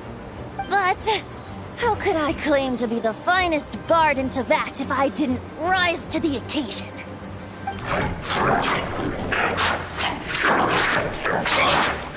I have heard enough.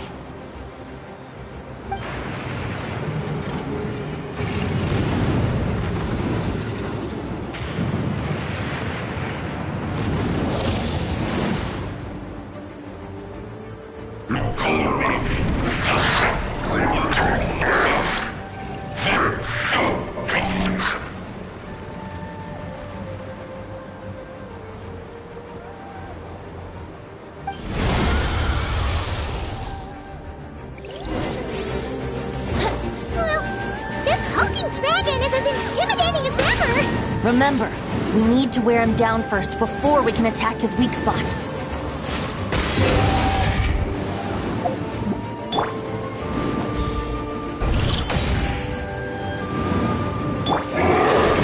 Time for retribution!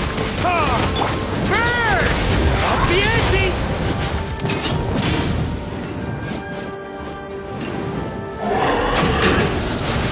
Thunder! Now's our chance. Climb up and attack the abyssal core. Thunder! Up the ante! Warrior sweeping in! Thunder! Nice job! One more to go!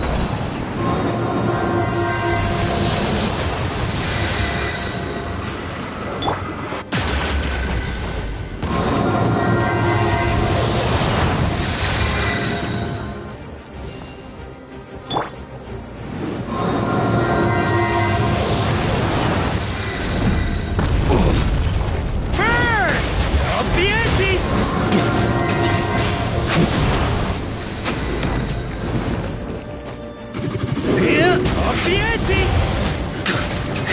Thunder! Burn!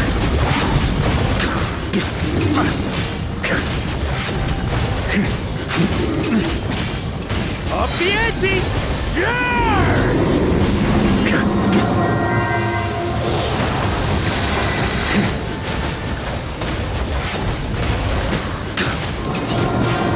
Up the ante!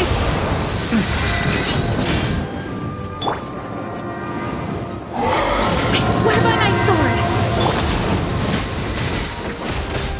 Burn! Up the ante!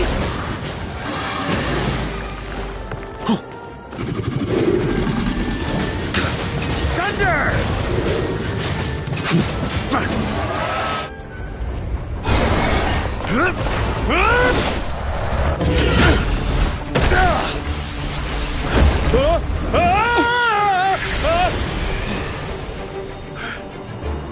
Thanks, Gene.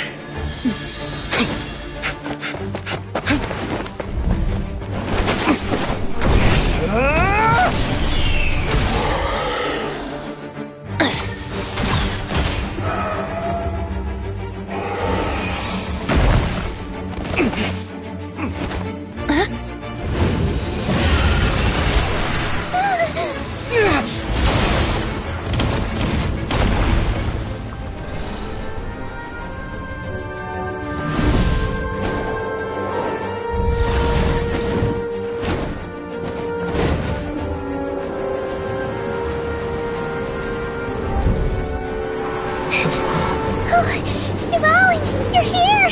I follow the lyre's song, wherever it leads. Thank you. Looks like the mage's tale isn't over yet.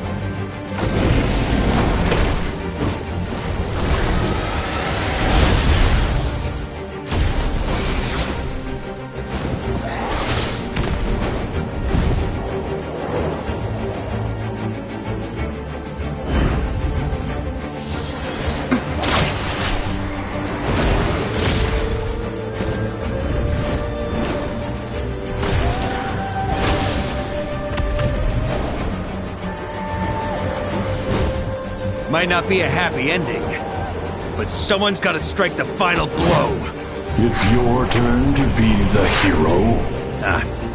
I'll take knight over hero any day.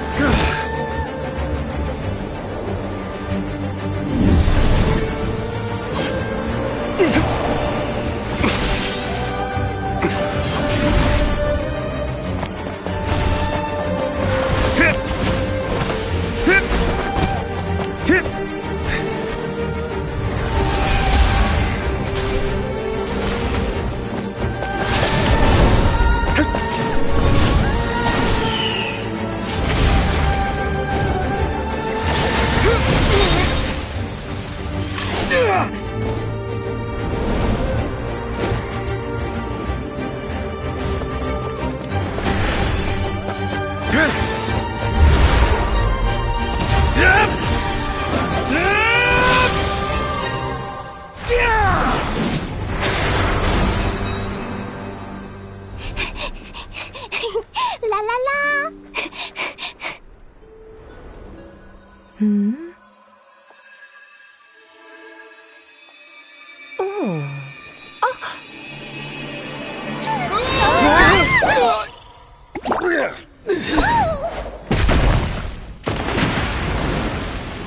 Mom, I'm here to play! Huh?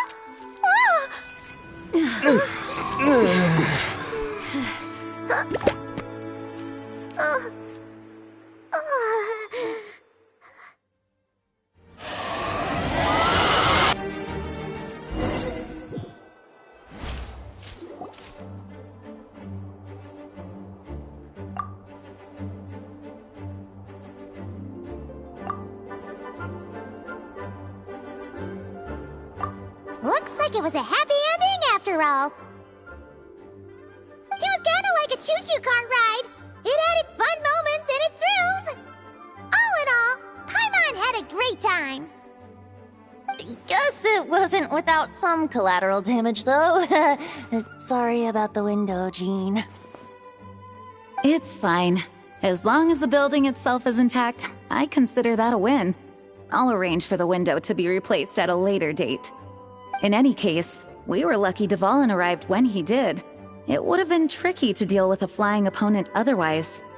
I suppose I could have created a gust of wind to whisk us up, but I'm not sure our gliders would have survived the process. Honestly, after everything we faced, I can't believe Alice still decided to bring Klee in there to play. She's a daring one, that's for sure. I mean, can we be certain there aren't other bugs that just haven't cropped up yet? I suppose that speaks to the confidence the mages have in their magical mastery. If I know Alice, the whole bubble could have been blown to bits, and Klee still wouldn't have had a single scratch. Her abilities do speak for themselves, I suppose. So, what now? Anyone down for a drink? My treat.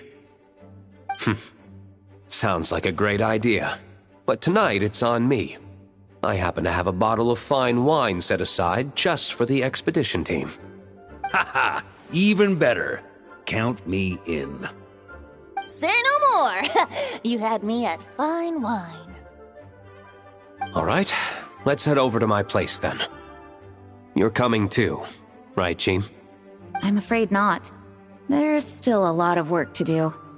So what? The world's not gonna end if you push it off? Come on, we never get a chance like this. I suppose that wouldn't be a problem if you head back to headquarters with me after we're done and help make up the work. On second thought, how about you just join us when you're done with that? What about you, Honorary Knight? Gonna tag along? Okay, all's well that ends well, am I right? To the bar! Alice loves going to the library. Let's wait for her there.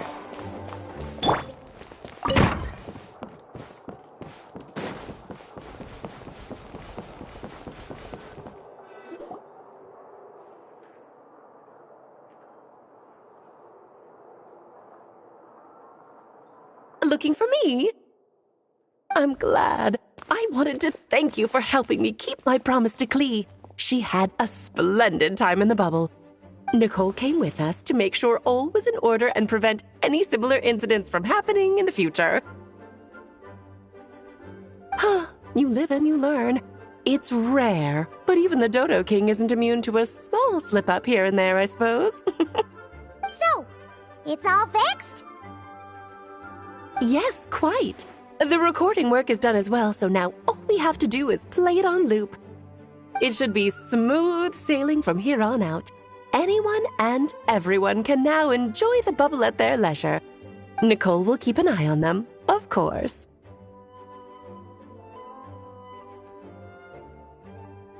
I wouldn't put it quite like that. It was more like a fate that will not come to pass. Huh? What's the difference between the two? Let us not forget the courageous dragon slayer in the story. Well, in real life, he had already left on an expedition to Nodcry at that time. Of course, that doesn't mean Dvalin would have escaped his destined death, for another hero would have come along and paid a painful price for victory. But what we saw in the bubble was what happened after Dvalin broke free from the seal. So, couldn't Varka have been back by then? Dear Paimon, you're free to ponder such questions yourself, of course, but it's of little use to ask them aloud. Word to the wise, do not lose sleep over all those what-ifs, over the fates that will not come to pass.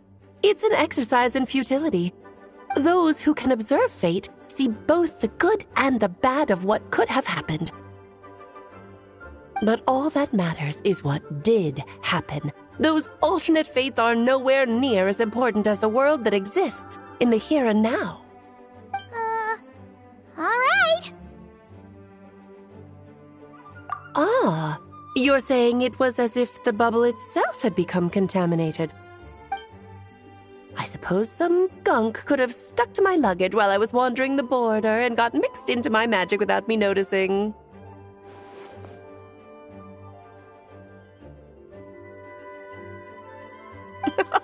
Just kidding. I would never be so careless. Your intuition is spot on, Traveler. What developed in the bubble was a nascent form of abyssal power that, if left unchecked, would evolve into the real thing. What? So it didn't come from outside? It just appeared out of thin air? The abyss is perilous, cunning, dangerous, obsessive, and most infuriating of all, a complete and utter mystery. I'm sure you've seen for yourself how complex it can be. The Hexenzirkel has been observing its energies for a long time, and I think Barbalot's interpretation is the most accurate. The essence of the abyss lies in the hatred carried by all the fates that will not come to pass. This world is filled with conflicting elements. That one thing should happen signifies that a different possibility has been eliminated. These events can be small, almost trivial. I had Sweet Madame for lunch today, for instance. That means the Alice who chose tea break pancakes instead is no more. Of course, they can also be events that threaten the world, such as my friend Rhindotter's decision to tap into the abyss. In that instant, the tale of a future in which she remained pure was gone forever. So then, the question at the heart of it all is this. Why must these fates be the ones to disappear? Ah, Paimon gets it! It's hatred that stems from not being chosen. Precisely. The magic we wove this time involved recreating the past. However, some of the variables we added allowed a certain amount of these unchosen fates to come very, very close to reality. And thus, the abyss showed its teeth. Of course, much like always, it is not existence that it seeks, but the destruction of all. In the end, though, it wasn't a huge issue. Things like this happen on the border all the time. It has quite the victim complex, that's for sure. It's obsessed with entering this world at all costs. And that is precisely why we must protect our lives and those of our loved ones. Because when you think about it, to exist in this world is to be a spark of luck amidst countless possibilities. How precious is that? Ah, Alice, you're here. I'm truly sorry about this, but per the regulations of the Knights of Favonius, I'm afraid I must send you to confinement. Whatever for? Things turned out just fine with the magic bubble. Besides, if that's what this is about, shouldn't Nicole come along too? It's not about the bubble. We received word that a number of fish have been injured as a result of explosions near Starfell Lake. As I'm sure you're well aware, fish blasting is strictly prohibited. Oh dear. Run, Klee! Save yourself! She's already inside. Yes, it's a day of first for the Dodo King, huh? Oh, farewell forever, traveler. You shall never see me again.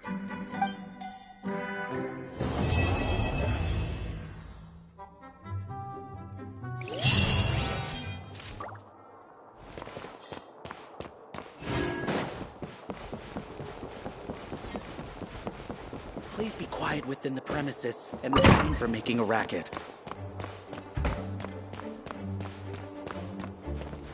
Here, I'll draw him for you. Look, this is the bad guy who made a whole bunch of trouble for Daddy. It's all his fault Daddy couldn't make it back this time. That big meanie! We should blow him up! That's right, he is a big meanie. But thanks to the honorary knight and his friends, he's not going to be much trouble anymore. Yay! The honorary knight is the best!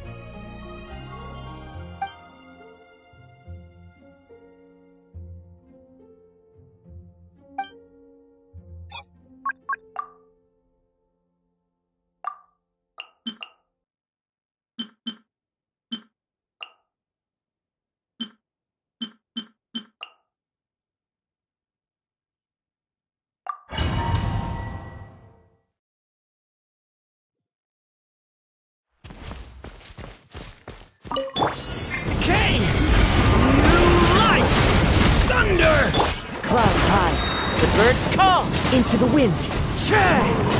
Pyroclastic surge!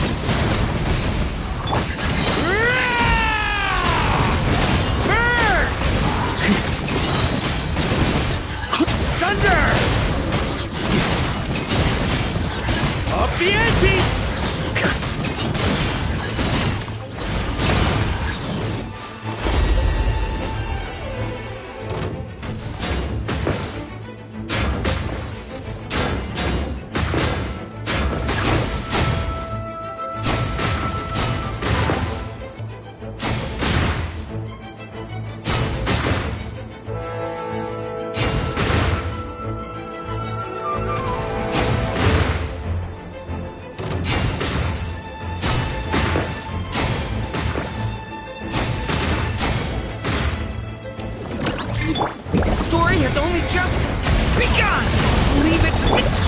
Fallen leaves, adorn my night! The wind knows me.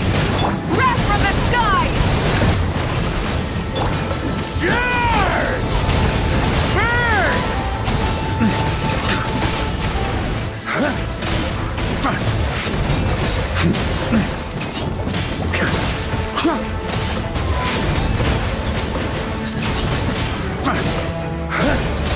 Burn! Light of the blazing sun! The story has only just begun! Leave it to me!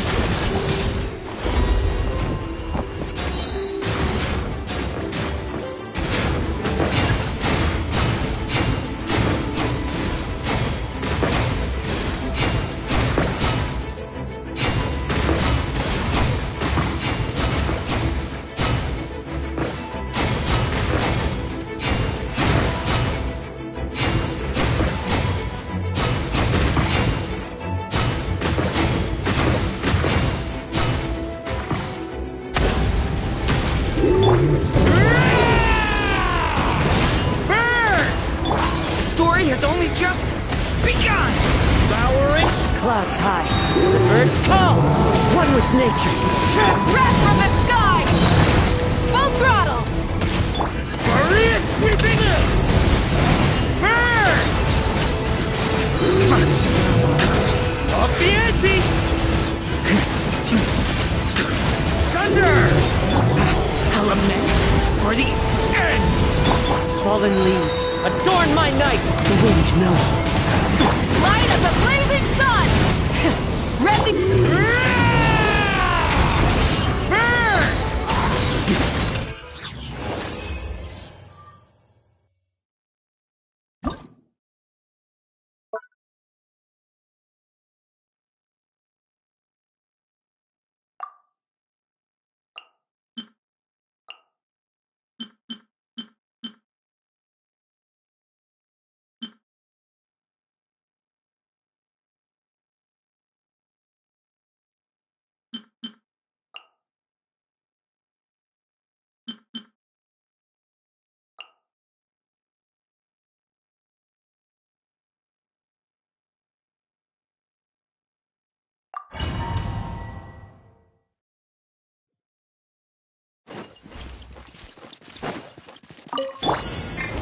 Let's move!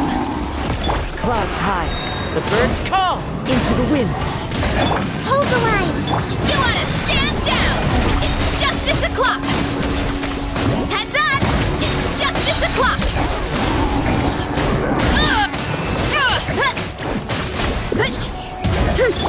Start the clock! Controlled breathing! The wind knows me. Fallen leaves, adorn my... Billowing surge! Rest and rebuild! Ultimate flying kick! It's justice o'clock! Headbutt! Hero incoming! Yeah! Kapow!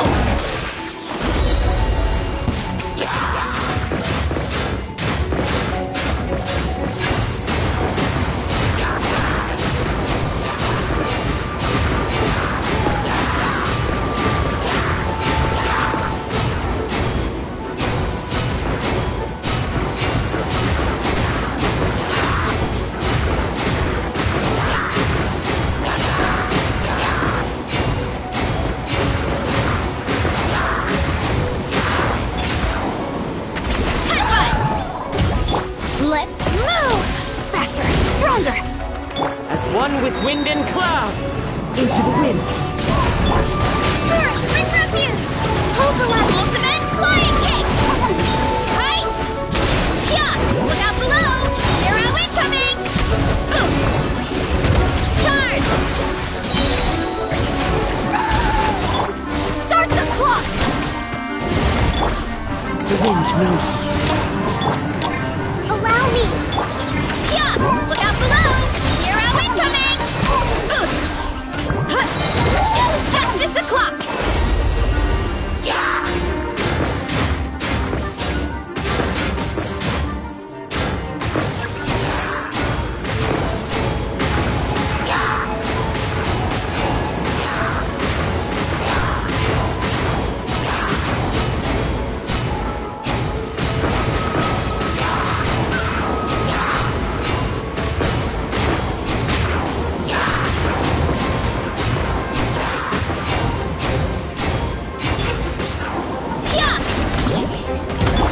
On my mark! Cook as a Fallen leaves, adorn my night, one with nature. billowing surge!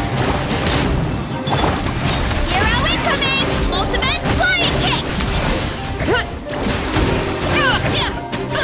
Kapow! Arrow incoming! Start the clock! Faster! Stronger! As one with wind and cloud. Rest and rebuild! Well, now!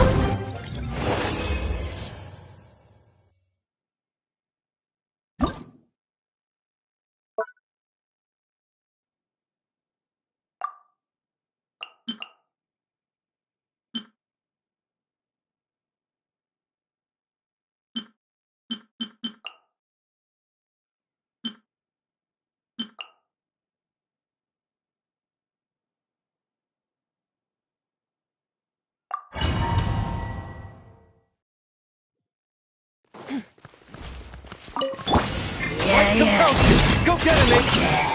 Into the wind. Fallen leaves, adorn. Allow me! Divine light, shield them!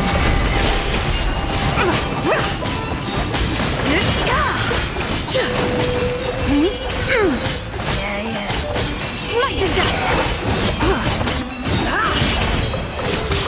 Be gone, shadow of darkness! One with nature. Clouds hide. The birds. Rest and rebuild! The sky's clear, the glazed moon shines! Be cleansed!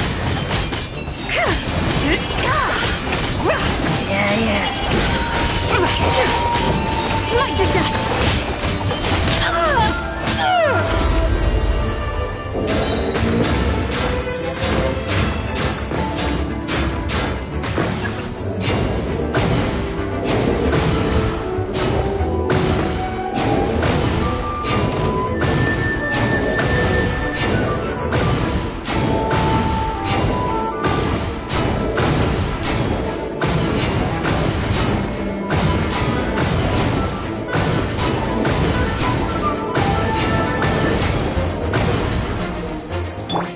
Target acquired. Behold, the dawn!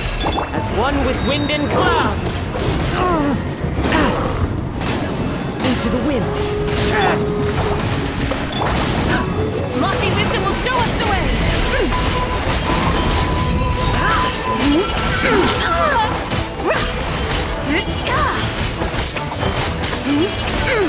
Be gone, shadow of darkness!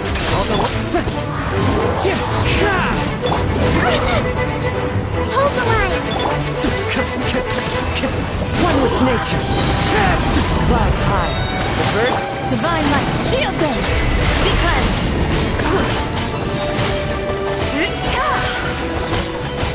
Smite the dust! Arrogant and presumptuous!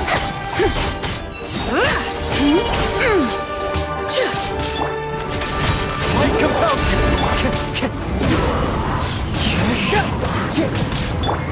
Rest and rebuild! Lofty wisdom will show us the way!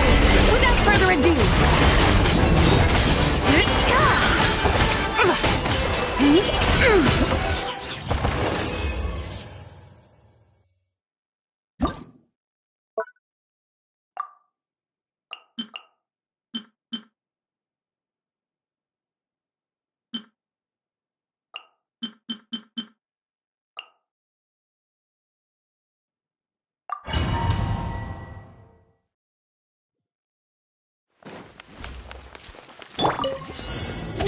sword. Witness the power. Blaze over. Allow me. Paradigm shift.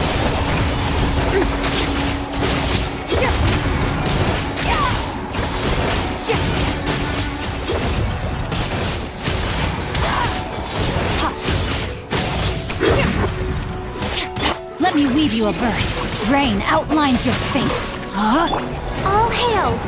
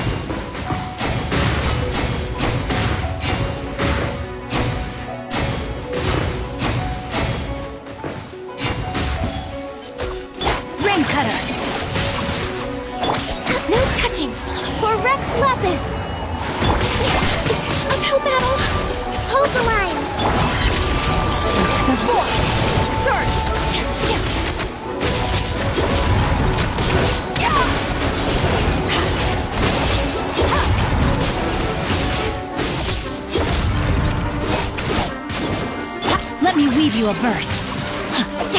Access denied. Merciless.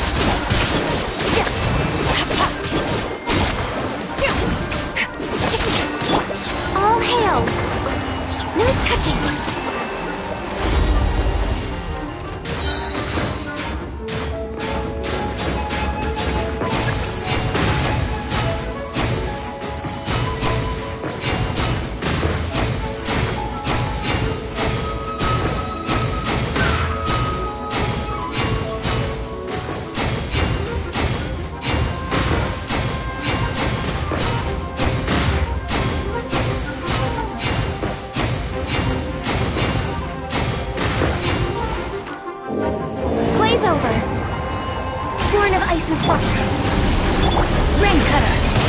Outlines your fate. Rest and rebuild. Paradigm shift.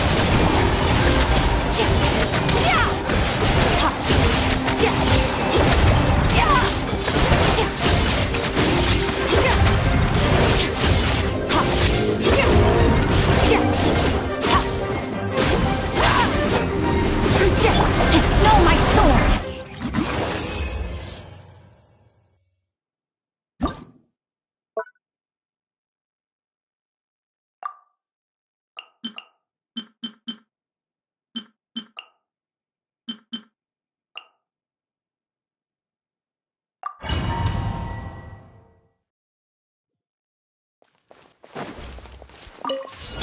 Tell me what you see.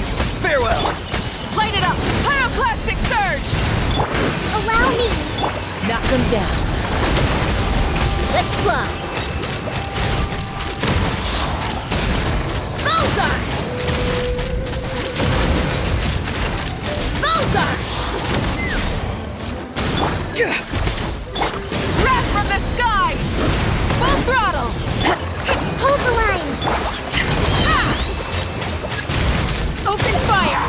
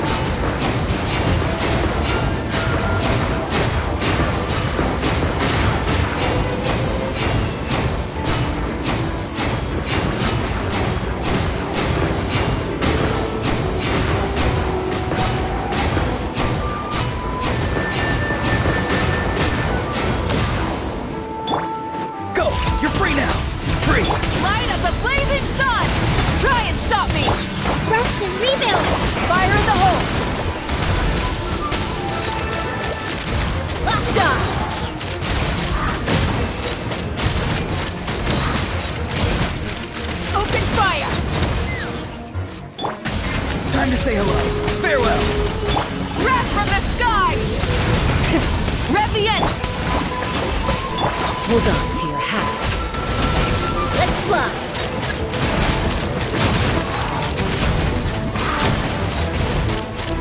Locked on! Yeah!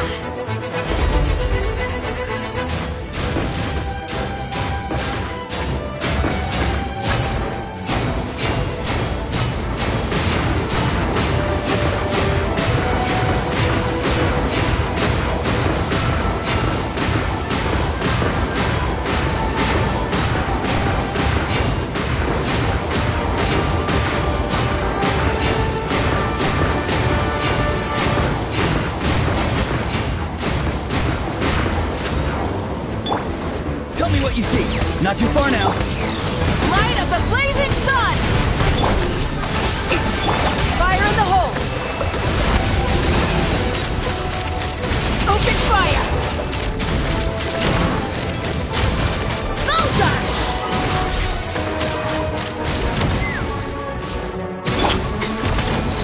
Pyroclastic surge! Full throttle! Hold the line! Hold on to your hats. Take me up! Locked on! Bullseye!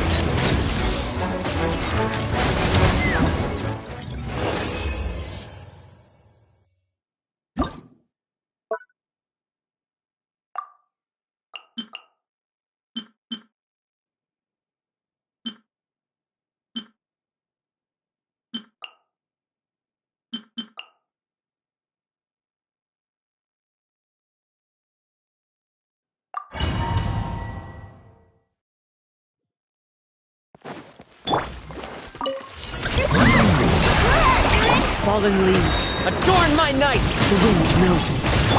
Rest and rebuild! The long sleep beckons. Observe. Close your eyes. Fear the dark. Be silent.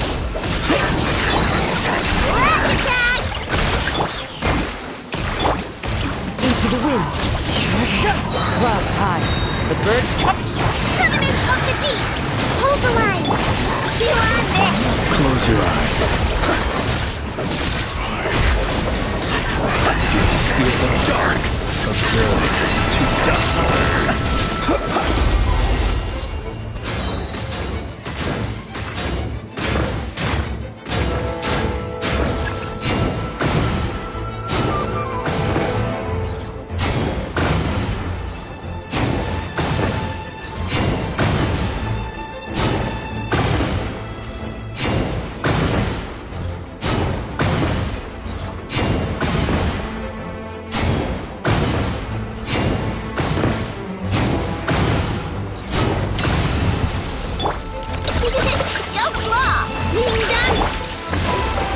Fallen leaves, adorn my night! The wind knows me. The night cometh.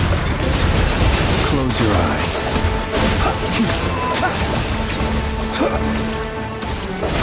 Be silent. Night falls. Look! The rainbow! One with nature.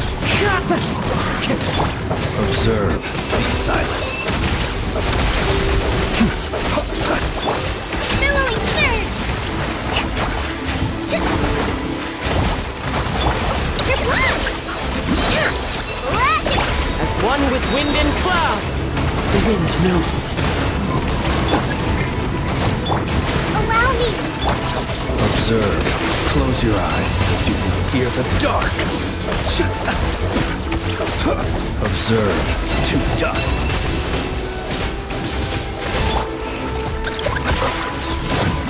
Look! The rainbow! One with nature. Close your eyes. Keep your distance.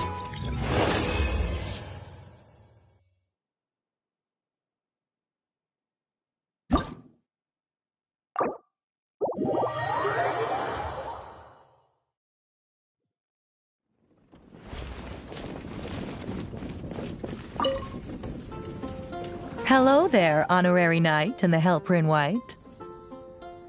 It's so nice to meet you, Honorary Knight and Lady Paimon. Glenfidia, at your service. Looks like you're in a good mood, Hertha. And nice to meet you, Glenfidia. By the looks of things, you're about ready to open? Indeed. Thanks to some help from the angel's share and the cat's tail, our drink stand is ready to go. Besides all the classics, we also mix cocktails to order, and are currently offering a limited-time delivery service. Cocktails? Do you remember that time we served as bartenders at the Angel Share? And recently you've also shown off your skills at the flagship in Nokrai. We sure have come a long way, huh? The only thing is, our current drink selection is quite traditional, and it stopped feeling fresh long before the expedition began. To offer everyone some more exciting choices, we're planning to revamp our menu. But I need to get back to handling resident requests, and Glenfidia doesn't have much experience mixing drinks. Plus, we've got a whole bunch of outstanding delivery orders on hand. Honorary Knight, if you're free, could you maybe help us out for a while, just until my other squad gets back from the Stormbearer Mountains? You'll be amply compensated, of course, plus double pay for overtime, depending on your performance metrics. Paimon's not sure what performance metrics are, but she's happy to help with deliveries. As the best guide into that, Paimon needs to keep up with the changing times. Besides, this'll give her the chance to explore the city and stay up to date with all the recent goings-on. Working with you two is always such a breeze. I'll do my best to support Lady Paimon in any way I can. I'm very skilled when it comes to things like portioning out drinks. All right. Well, if you're ready too, then let's get to work.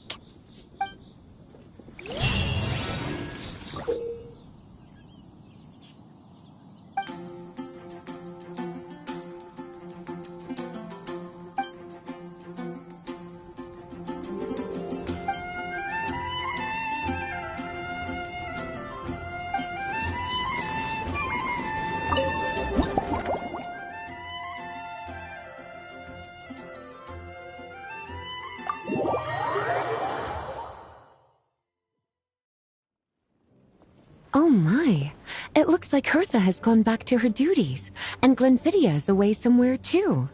Has our dear cutie taken complete charge of the drink stand? Wonderful. Now I can order without worrying about ending up with one of the logistics company's specials. The type of drink that keeps you awake all night, leaving you no choice but to pass the time working. That's right. I'm just a carefree librarian now.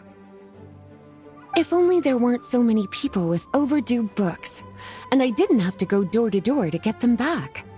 I would have dropped by to chat with you sooner, and try out your delightful creations, of course. Let me think. I don't really have a favorite drink. Just wrestle me up something rejuvenating that'll lift my spirits. And if it could help me nod off to sleep later, that would be even better.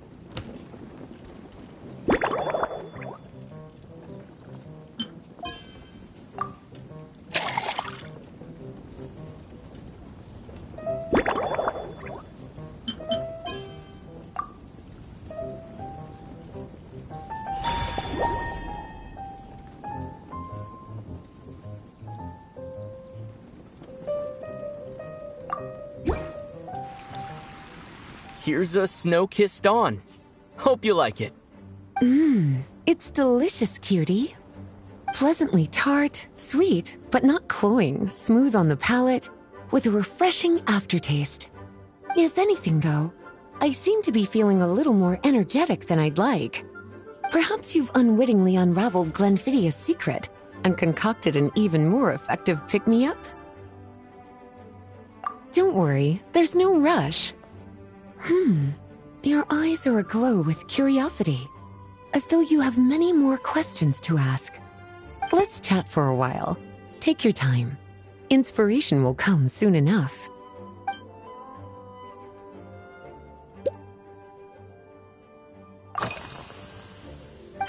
Since you're asking, it's been a bit of an unusual day. There's a chef, fresh out of training in Fontaine, who's recently taken up a position at the Goth Grand Hotel. She borrowed our most valuable book, the Mondstadt Millennial Compendium of Desserts.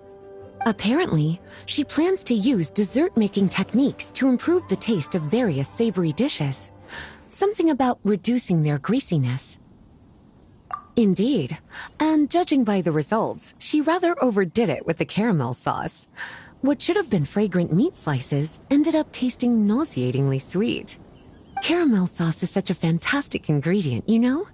It never fails to please when added to drinks. Sometimes, I even add a spoonful to my afternoon tea. Improving food, I suppose, isn't always about being as creative as possible.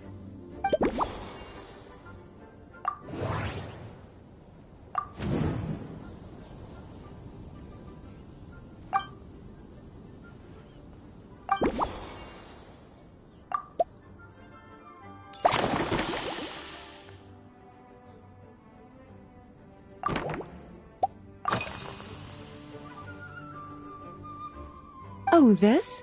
That was for another of today's little errands. A large contingent of the expedition team will be returning to Mondstadt soon. They've been away for such a long time, so there's a good chance many of their tastes have changed. Jean asked me to visit some of their families to try and get a better understanding of what new ingredients might satisfy our knights' changing preferences. Well, they've all devoted their blood, sweat, and time to protecting Mondstadt. They deserve some care and respect in return. Based on what I gathered, the most requested ingredient was cacahuatl from Natlan. It seems like our knights have developed a taste for cocoa. In their letters, many of them mention that they rely on cocoa to keep themselves energized. I've tried hot cocoa myself, and I must say, I find it just as effective as coffee when it comes to staying alert.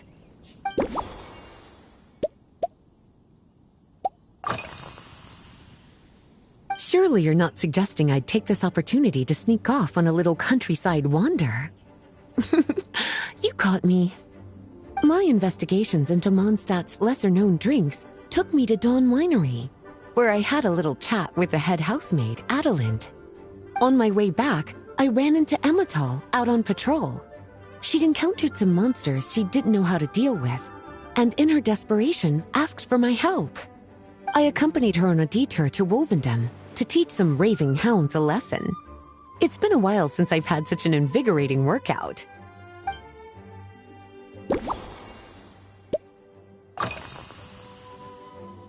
Lately? So careful with your wording, cutie. Is that because you think that I, too, might have changed since we last met? Or simply because you can't remember? Not bad at all. A flawless answer. Back in my student days, I might have been drawn to every new and exciting ingredient I read about, constantly expanding my horizons and stepping out of my comfort zone. But now, I've grown accustomed to a life of comfort and routine.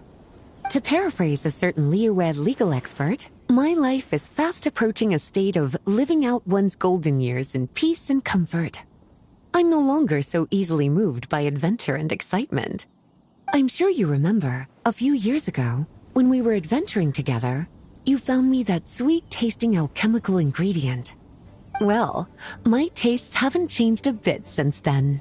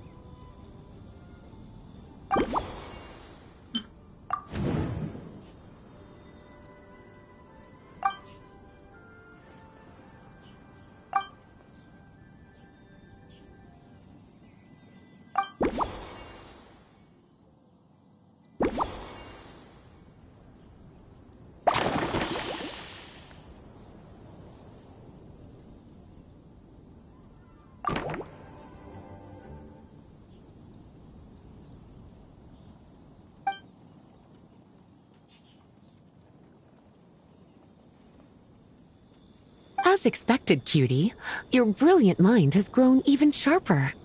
Just a few gentle hints were all you needed to light that special spark of inspiration.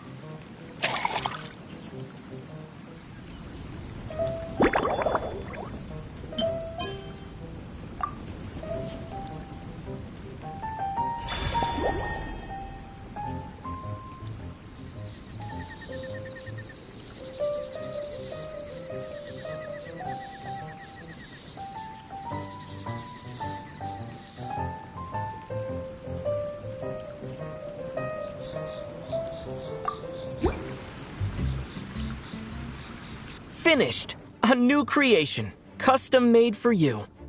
This should help you fall asleep quickly and guarantee you peaceful dreams. It's called a slumbering rose. From the colors to the choice of glass, everything's been carefully crafted. You've turned it into a completely different drink. Based purely on appearance, it's exactly my style. Time to see how it tastes. Full marks. It's like savoring an exquisite dessert before taking a stroll along the shore of Cider Lake, with a gentle breeze caressing your skin, relaxed and at ease. I no longer feel drained of energy, but neither am I overstimulated. I'm actually starting to feel a little sleepy. As a bedtime drink, this is pure perfection. So good, in fact, that I feel like writing an article to extol the virtues of the slumbering rose. I can use it as an opportunity to crown you the new maestro of mixology. Speaking of lakeside strolls, why don't you join me next time there's a clear, warm day, when the sun is bright but not too harsh? Any walk would be more relaxing with you to talk to along the way, cutie. Then, when we get back, you could fix me up another glass of slumbering rose. And I'll make just as sure to hold you to that. When the time comes, I won't accept any excuses.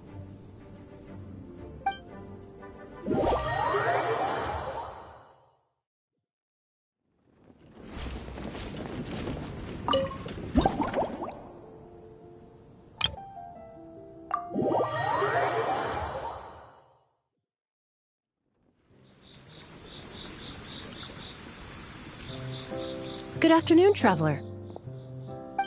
I didn't expect the honor of witnessing your harmonizing talents here in Mondstadt. Both, actually. A lady calling herself a mage asked me to come manage her flower shop. At about the same time, the Cat's Tail commissioned me to create a new fragrance for their establishment. Ending today's busy schedule with a drink crafted by you in person is truly a wonderful reward.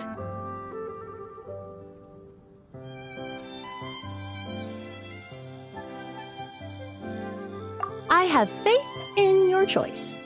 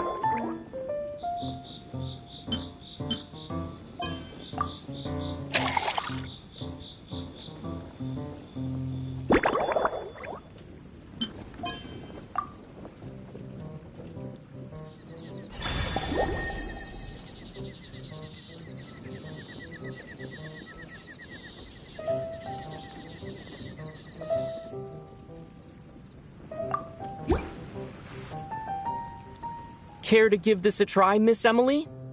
Your artistry is truly a pleasure to watch.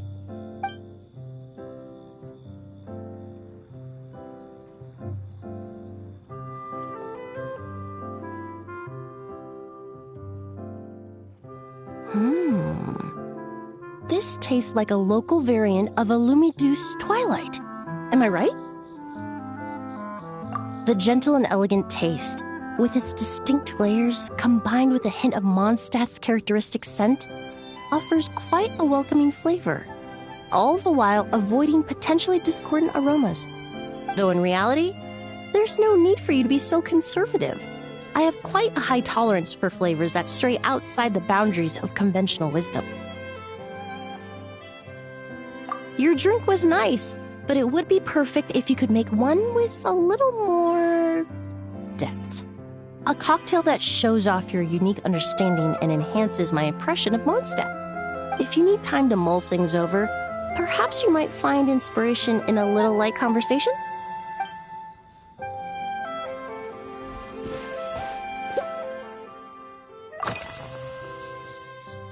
Oh, thank you for asking. It's been going well, though this trip to Mondstadt has presented some unexpected challenges. When I first got here, I was relying on a copy of An Overview of Aromatic Substances and the Human Senses to identify promising local ingredients from the Mondstadt region. To my surprise, my trial fragrance, which used valberry as the primary note, proved far too sweet in the context of a tavern, relaxing people so much that they ended up feeling drowsy.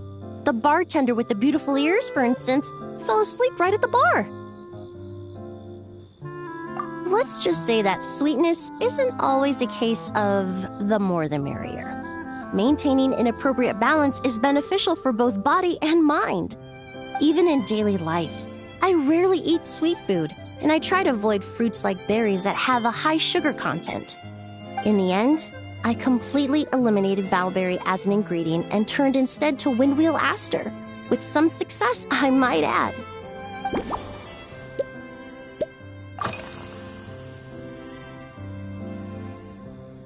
They're part of my reward from the flower shop owner, important ingredients for making perfumes. Thanks to these, I was able to complete my commission for the cat's tail. I studied Mondstadt's Cecilia flowers many years ago. In fact, the fragrance of Cecilia in certain fields has become synonymous with Mondstadt itself. However, this is a special case. Some cats are quite averse to the scent of Cecilia, and we need to be particularly mindful of their preferences. Windwheel aster. The various parts of the windwheel aster plant can be ground into a powder to extract their essences. I then blended the scents from its petals and leaves. The result carries the intoxicating sweetness of mead, while still emphasizing the fresh notes contained within the flowers, stems, and leaves. I just took it for a little trial run at the cat's tail, and the cats seemed to really like it, while the clients themselves found it comforting and invigorating. Extracting exquisite fragrances from ordinary overlooked ingredients? Oh, that's what truly brings me joy.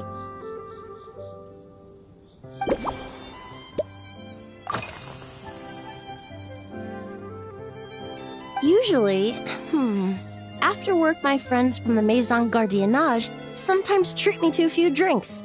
I usually stick to fruit tea. That way, I can get straight back to work after our gatherings. If it's before a holiday and my friends are in high spirits, I sometimes order a small glass of sparkling fruit wine. There was an officer named Terena who used to treat me to aged Corte wine, but since she was transferred to the Special Security and Surveillance Patrol, we haven't had the chance. In the world of science, high-proof alcohol is a widely used solvent. I've grown well accustomed to the smell of it by now. Besides, when I'm slightly tipsy, my state of mind changes, which in turn alters my approach to perfumes. It doesn't matter if the result is good or bad, it's all about trying something new. So I don't mind drinks with just a little bit of alcohol, but I don't like anything too strong.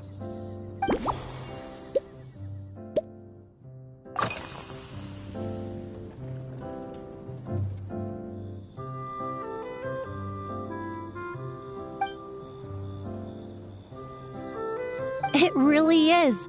A while earlier, I watched a whole run of fair weather clouds float by, fluffy as pillows. It's not overly humid either, and the wind is gentle too. In such conditions, one's sense of smell is heightened, but not to an excessive degree. When scents are blended well, they naturally combine with the ambient context, leaving particularly powerful impressions. It seems something similar is true for mixology. As long as you choose a base of appropriate strength, the various flavors will blend seamlessly together. When mixed properly, all the ingredients work as one to create a most wonderful symphony for your taste buds. Yes, that's it. Now I think about it, layering distinct flavors doesn't really suit my personal preferences.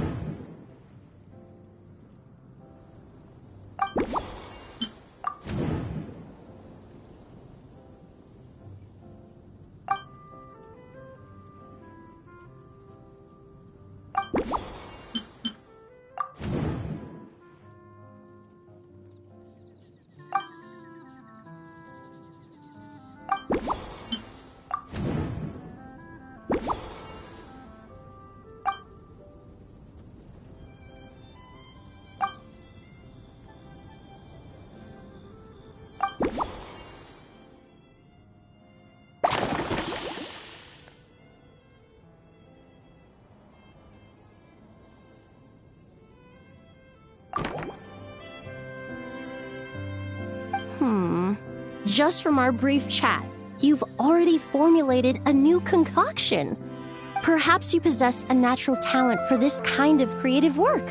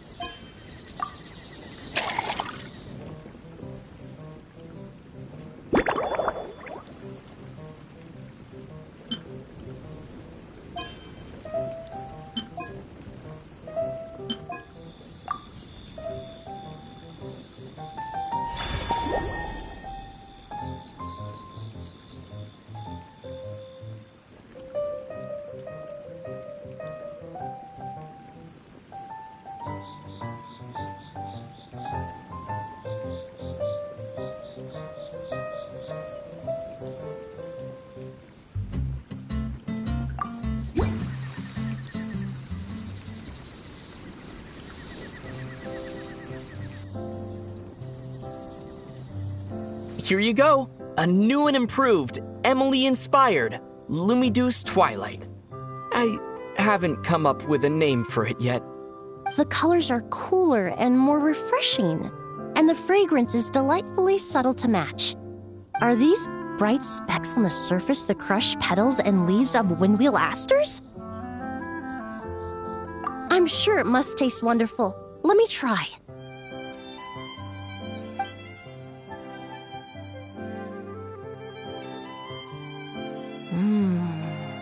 In the language of flowers, the windwheel aster represents the visible winds.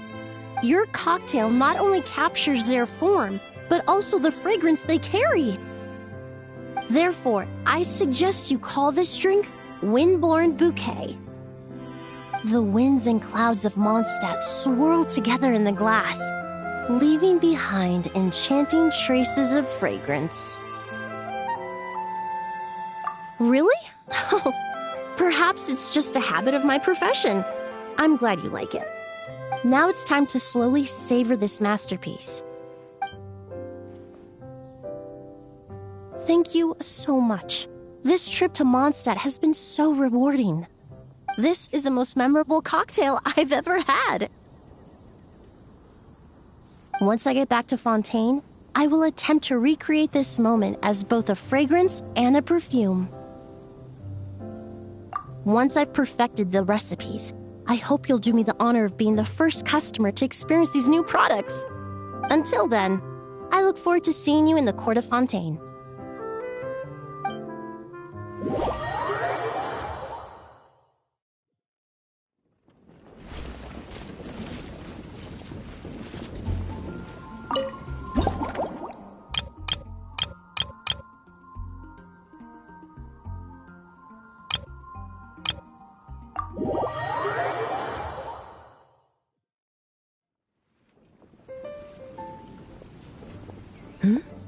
So you're looking after the drink stand now.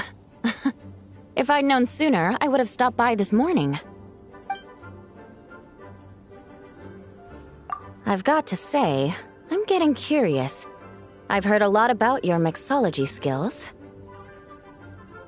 I wonder what kinds of drinks you can mix with the ingredients Glenfiddia has prepared. I don't have much of a choice. It's just one thing after another right now. First off, the Knights of Favonia's annual combat assessment is coming up. And this year, the standards are higher than ever. As the captain of the reconnaissance company, I have to lead by example. At the very least, I need to rank as one of the top 3 captains in the practical portion. So, I've been intensifying my training lately. Being a descendant of sinners means I have to work hard to maintain my position. I'll have you know I've never once neglected my duties. Anyway, on top of all that, the General Affairs Company has invited a renowned champion duelist from the Court of Fontaine to come here for a swordsmanship exchange. Since I'm one of the captains with the highest attendance rate when it comes to these things, and I'm fairly skilled with a claymore, I was chosen as a representative. I have to prepare thoroughly to make sure I'm a serious match for the champion duelist. And then after the exchange, I need to write at least 6 different reports based on the results. Oh, I sure could. Anything that'll perk me up would be welcome. I'll leave the details to you.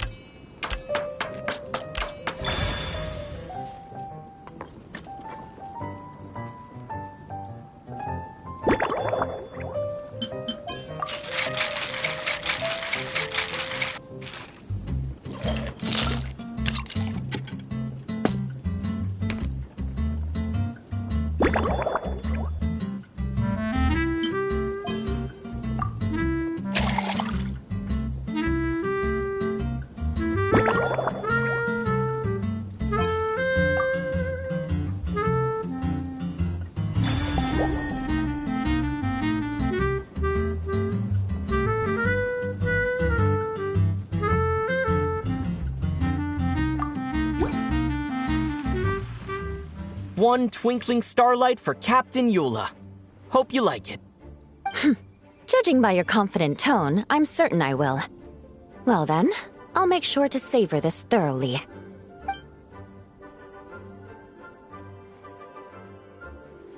Huh, not bad. Sweet and tingly, with a delightful airiness. The fizzy water really brings it to life. I suddenly feel full of vim and vigor.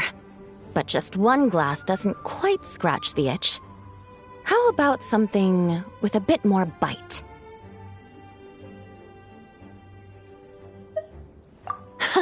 Don't hold back. You don't need to worry about putting me on the floor with nothing but a couple of drinks.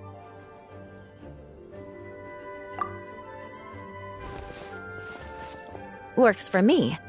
The first company hasn't assigned me any paperwork for tonight, so I'm free to catch up and try your new creations at my leisure.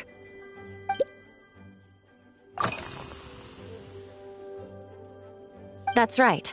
The merchant I got it from called it Romaritime flower fruit extract. It has a very unique smell. Here, have a bottle. Oh, it's a necessary courtesy. In that book Miss Magistus lent me, The Blade Dancer, 20 Years On, it says, after a duel, a Fontanian swordsman will politely invite their defeated opponents to a banquet. To properly play host to Miss Clorand, I searched for quite some time to locate a rare goods merchant in Dorman Port who sold this juice. I had my doubts at first, too. But Amber said something that makes a lot of sense. She said that even if this custom doesn't really exist, following it still shows I've made an effort to understand Fontaine's cultural heritage. Besides, who doesn't like trying new things, right? I'll treat Miss Clorand to this juice at our post-training banquet.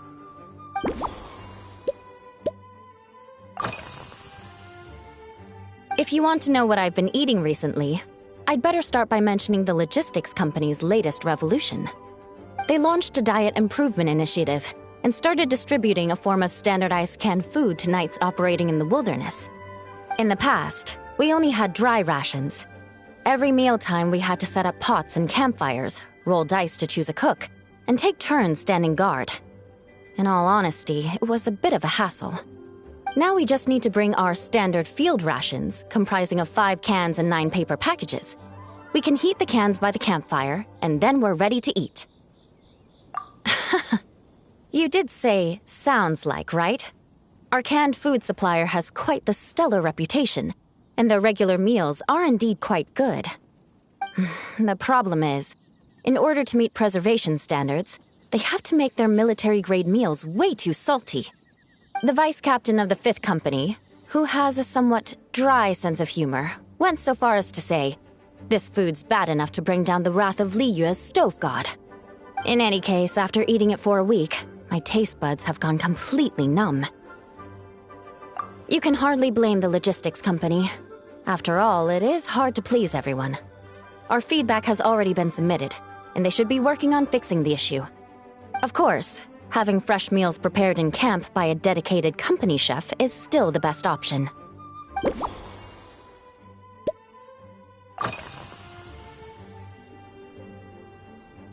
Yes, I have. For a while, the situation there was difficult. A gang of outlaw engineers was messing about with some sort of mechanism control technology, attempting to manipulate ruin graders so they could rob merchant caravans.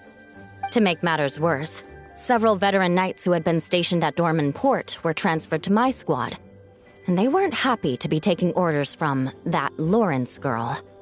Leading them on this mission was quite eventful. It took 3 weeks of stealth operations in the snow, with no fires to keep us warm, before we finally located the enemy's stronghold. Those veteran knights faced the bitter cold and were almost taken down by the enemy's smuggled battle mechs. Fortunately, the battle went our way, and they had no choice but to acknowledge my abilities. Me? I'm completely fine. But thank you for your concern. It was mentally tiring for sure. But fortunately, the operation wore them down far more than it did me. They won't be questioning my authority again anytime soon. If any new recruits try to make my life difficult, I'll just have my veterans give them a few friendly pointers. I guess you could call them a permanent solution, huh?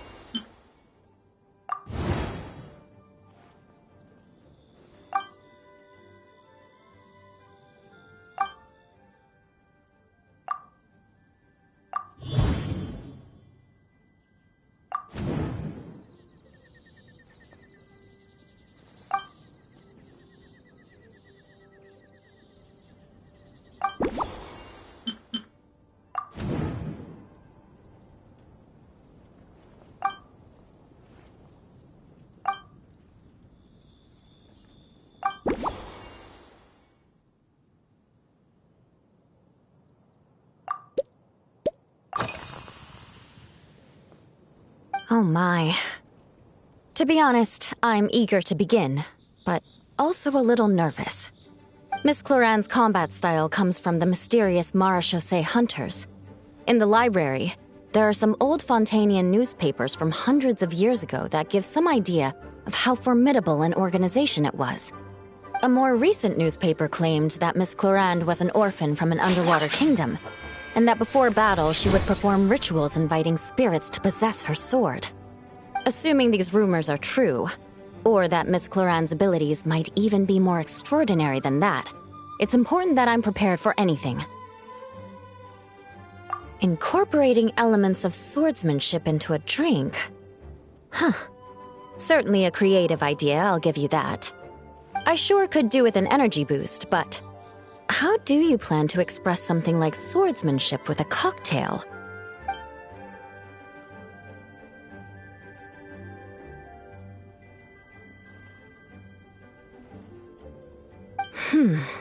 That definitely matches the description I read in that book.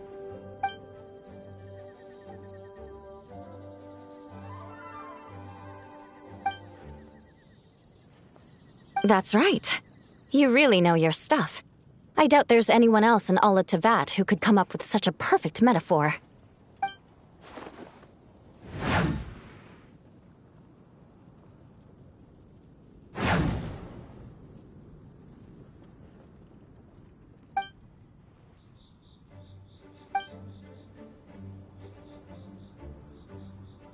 There's no need to make it sound so fancy.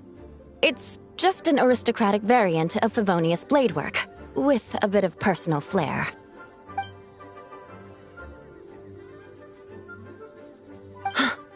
Firewater. In recent years, firewaters gained popularity the world over, following in the wake of prosperous Snezhnayan merchants. These days, almost every tavern has a signature drink that uses it as a base. You really are good. Why don't we try replacing the fruit wine with firewater? As for the alcohol content, that's not a problem. Plenty of the expedition team may have drunk themselves senseless with firewater. But me, I'm full of confidence.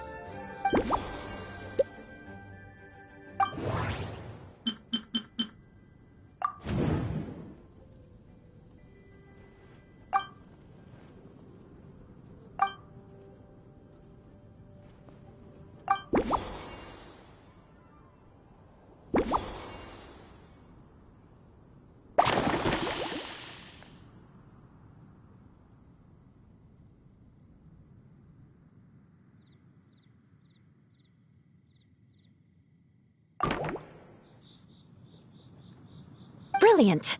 I'm looking forward to seeing how you do.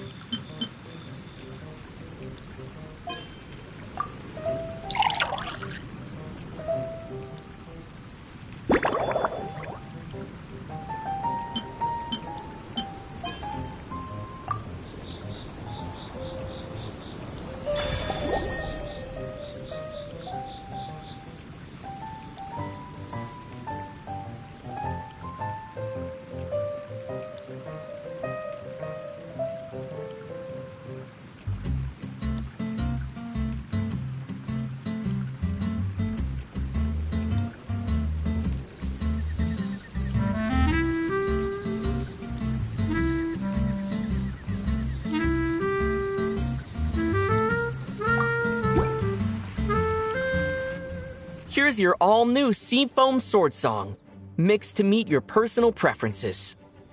Oh my, what beautiful colors! And you even added my romaritime flower fruit extract. The aroma is perfect, and I can smell the alcohol, but it doesn't stifle the fruity fragrance. Let's see how it tastes.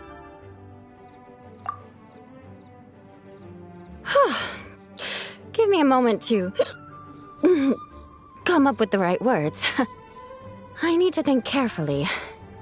I know it's unbecoming of a lady, and a proper connoisseur would savor their drinks slowly.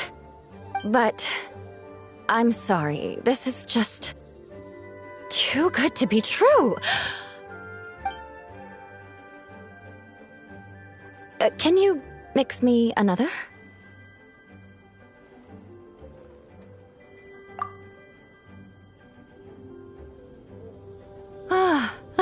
Oh, no, what was I going to say? I've completely lost my train of thought. Whatever. I feel fantastic. This cocktail... Oh, it's the best I've ever had. I think I'm gonna head home and get some sleep.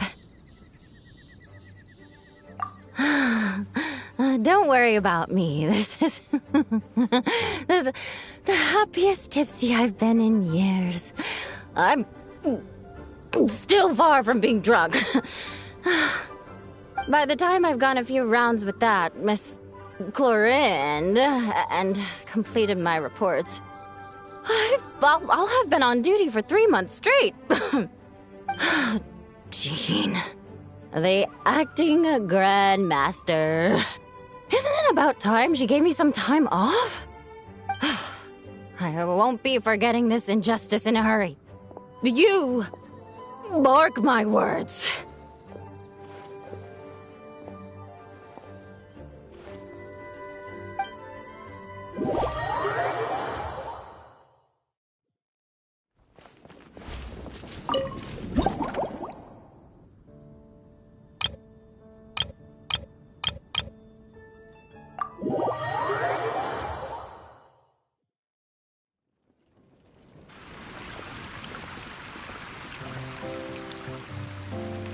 Suspicion confirmed.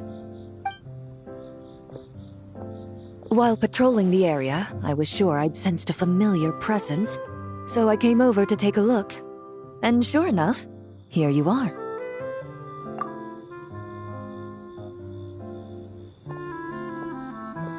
If Miss Charlotte were to see you like this, I'm guessing she'd take 100 pictures and write up a report. Sword-wielding traveler's secret side hustle. Exclusive cocktails from Tevat's Explorer Extraordinaire. You'd make the front pages of every major newspaper. And there'd be crowds of Fontanian tourists flocking to your drink stand, causing gridlock on the streets of Mondstadt. Luckily for you, I turned down Miss Charlotte's request to accompany me here. So you're unlikely to be seeing any scenes like that. Let's quietly celebrate this moment of peace. And on that note, I'd like a caramel glaze. That look on your face tells me you have a lot of questions you want to ask. Calm and effortless. I'm shocked to learn you're a real pro at this sort of thing.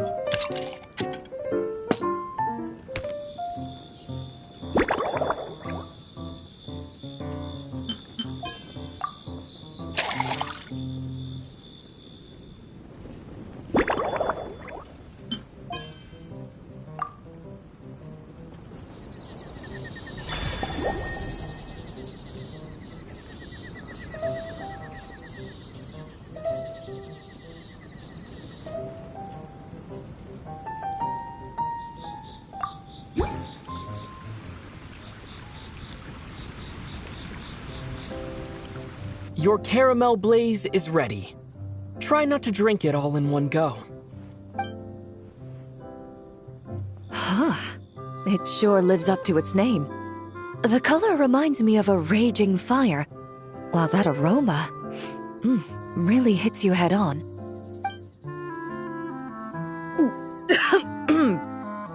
It's quite strong. I'm all right. I just need a little time to get used to it. As I recall, the last time I drank alcohol was at a wine tasting event that Navia invited me to last year. I only had a small sip of Sassica wine, and it was nowhere near as strong as this concoction of yours. From a purely rational perspective, alcohol can cause dizziness and impair one's ability to work, so it's best avoided altogether. But when Miss Farina saw me off at the docks, she mentioned that Mondstadt is the land of wine and poetry. Since I'm here, I thought I should at least try the local specialties. In fact, according to my intelligence, the captain of the reconnaissance company, who I'm preparing to spar with, has quite the refined taste for fine wine. Her publicly available battle reports are truly a sight to behold. Out of the utmost respect for her skills, I feel compelled to deepen my knowledge of Mondstadt's wines. I truly appreciate all the trouble you're going to. Huh? Does that mean she's already finished her commission? Well, she's certainly efficient. Once I return to Fontaine, perhaps I can let Sigewinne know that I'd be happy to purchase her latest perfume. I'm not sure I'd say that. On my way to Mondstadt, we happened to take the same boat. Naturally, we got to chatting. I've often heard Sigewinne praise her work. After conversing with her on the journey over, I must say, she is indeed a rare and refined individual. She's gentle and composed, yet keeps others at a distance. Perhaps it's due to her profession. I find this approach ideal. It allows one to maintain a lasting sense of inner peace. Oh, thank you, but there's really no need to set anything up. Our work rarely intersects, and our social circles hardly make for a Venn diagram, if you know what I mean. Best to just let things take their natural course.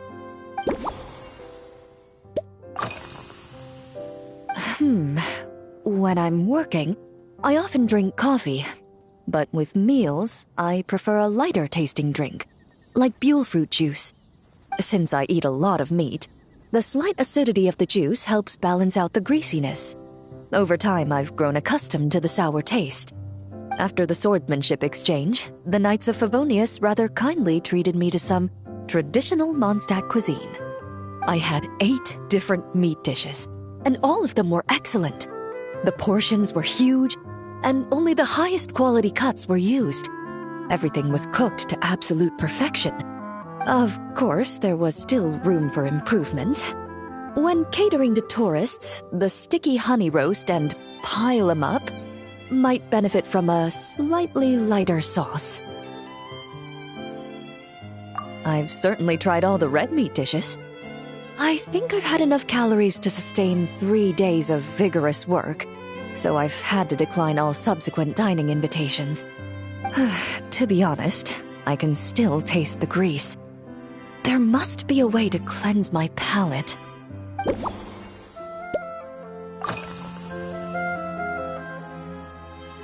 Indeed it is.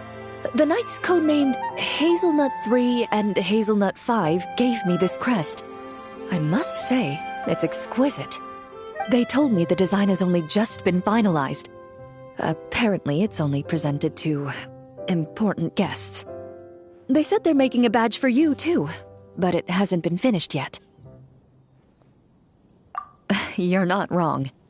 I guess it's similar to how I can't remember the name of every clerk in the Palais Mermonia, but I'm certain you'll get to know them in time. They're clearly seasoned veterans. Even though they work desk jobs, they still turn up in full armor. After handling my affairs, they headed to the tavern for a gathering. saying they wanted to continue last night's duel and determine who had the highest alcohol tolerance. Drinking barrels of beer the night before, yet being able to work with clear minds the next day. Whew. So what you're saying is, while Mondstadters may seem carefree, they actually have an admirable ability to know their limits when it comes to drinking.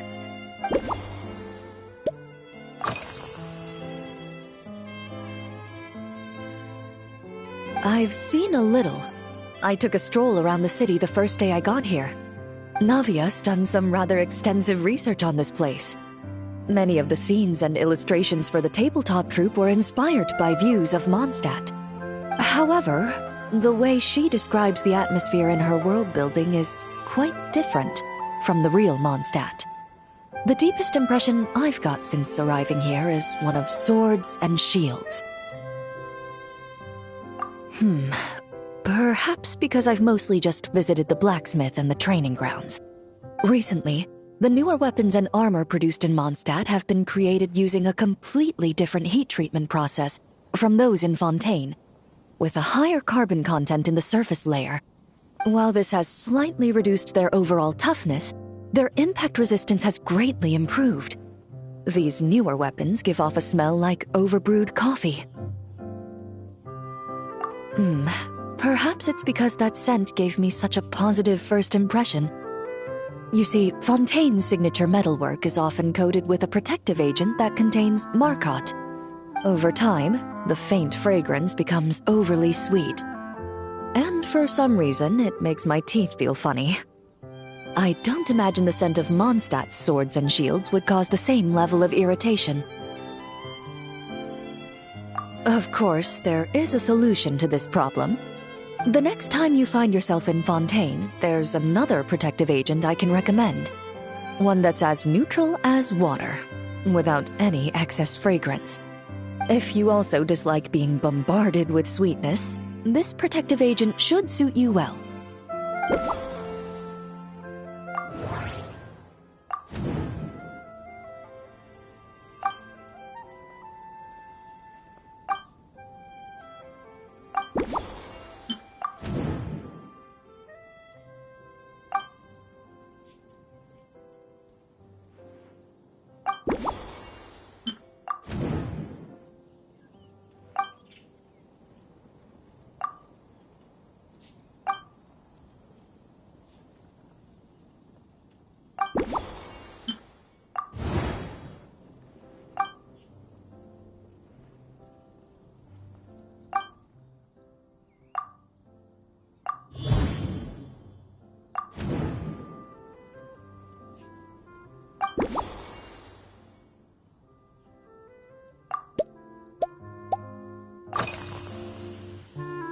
Are you already planning the details of our hypothetical get-together? Based on my previous experiences with alcohol, I'd guess my tolerance is similar to Emily's. Fruit liqueur is probably my limit.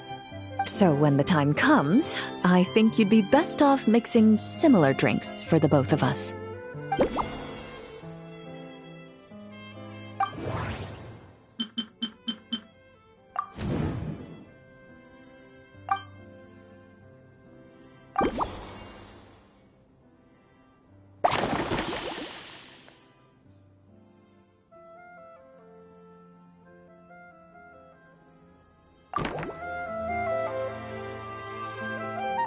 All right, I'll make sure I'm mentally prepared. Even if it's still a bit strong, I'll do my best to finish it.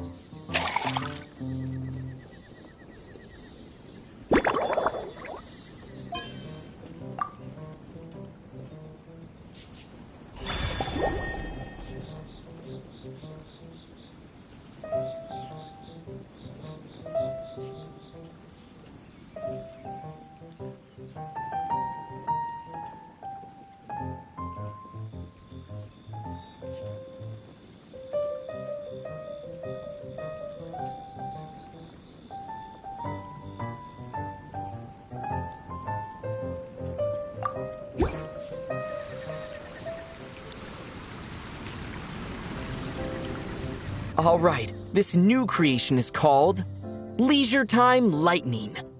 A cocktail made exclusively for champion duelists. Enjoy.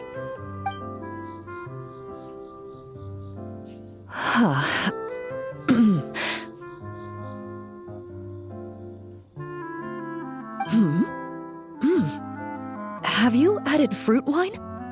It tastes wonderful. This is ideal for me. There's a subtle saltiness that combines well with the tartness of the fruit and the sweetness of the caramel. Each sip balances delicately on the edge of perfection. The color of the wine also fits well with the name, and the lightning imagery contrasts with the fiery nature of the caramel glaze. But where does the leisure time part come in? I see. That certainly matches the impression this cocktail gives me. Its unique aroma and taste will hold a special place in my memories of Mondstadt. Do you think, if the chance were to present itself, you'd be interested in mixing drinks somewhere else? A cafe, for instance, or the Hotel de Boer? Mostly for Navia and Miss Farina's sake. Though obviously I'd be more than happy to try more of your masterpieces myself.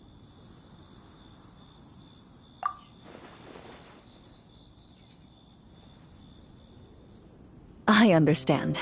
I won't try to strong-arm you. In any case, I truly appreciate your hospitality.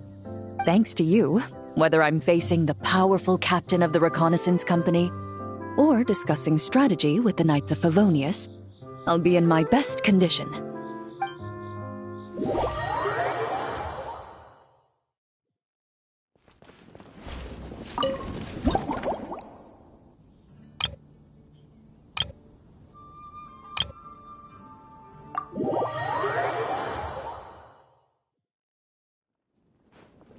Huh? Is that Mr. Honorary Knight? Yippee! It's you!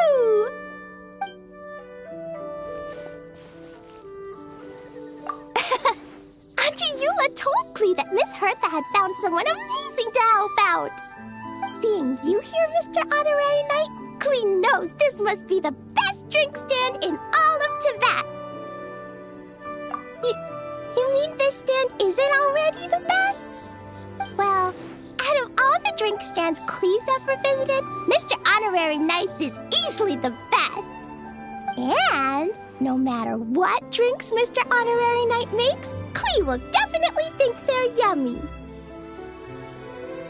Oh, you want me to be mean? But Klee could never be mean to you. Let me think. I know! I'll pretend to be Albedo! Whenever Albedo reviews Timaeus' work, his face goes super serious, and Klee can hear every word he says. Get ready for Klee's super amazing order! These past few days, I've been having such a blast with Mom all day long! It's been so much fun! Even being sent to solitary confinement couldn't wipe the smile off my face. So, Klee wants to order a fair weather frolic. Anything like a bright sunny day will definitely put Klee in a super duper mood.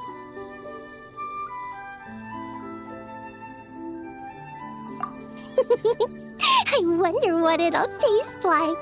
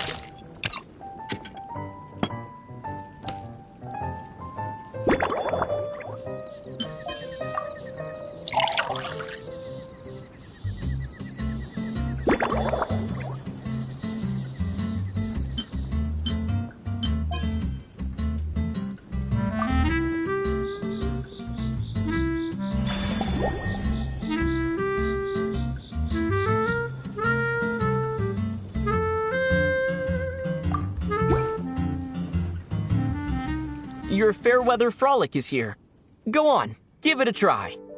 Wow! So, a fair weather frolic is this color? Purple sky. Is it supposed to be a bright, shiny night? Clee will take a sip first. Then you can think about it more carefully.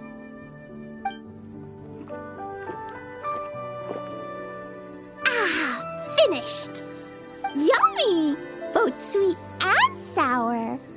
If Clee drank this while eating grilled fish, I could definitely gobble down 2, or 3, or 4, or even 5!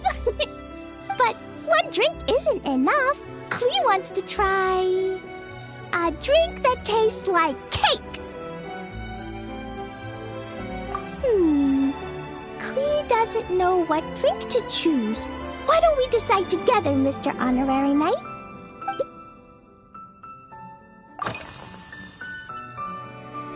Three square meals? Clee often eats 5 meals a day, sometimes even 7. Adventuring takes a lot of energy, and if I eat too much at once, I can't run so well. So, it's better to eat lots of smaller meals. Albedo used to prepare all Clee's meals, and my lunchbox was always arranged so neatly, just like a pretty painting. When Albedo's busy at Dragonspine, Clee goes to eat with the other Knights of Favonius. Kaya's camp is usually the neatest, while Amber sometimes camps in the trees. It's so much fun. Oh, and Auntie Hertha makes the best food. When my mom comes back, there'll be even more yummy food to eat. There's this one dish where she takes loads of different fish and makes them into little pudding cubes. It's called rainbow fish jelly.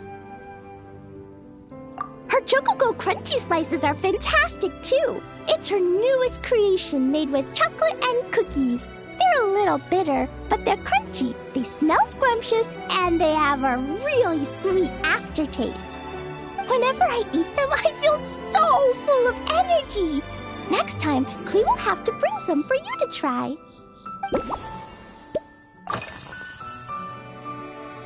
Yeah, when Clee gets back home, I'm gonna eat some salted nuts while reading my book. Clee used to eat cake after dinner, but Master Jean said it's too sugary, and it's not good to eat sugary things before bed. Apparently, it makes you chubby and gives you toothaches. So, Mom got some advice from Auntie Barbie, and now she gives me nuts instead. She says they help my brain remember things better. Nuts don't have much flavor. It's like chewing on grass, but they're okay if you add a little salt.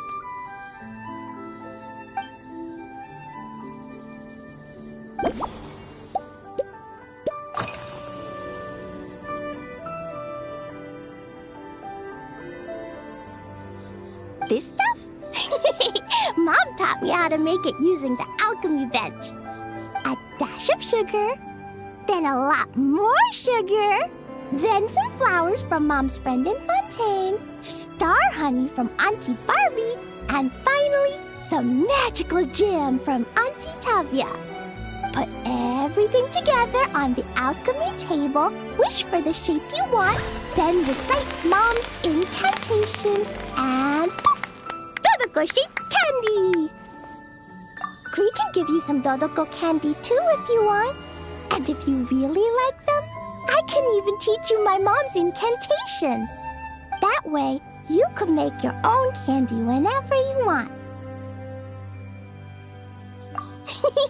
If you get stuck, remember to come ask Clee.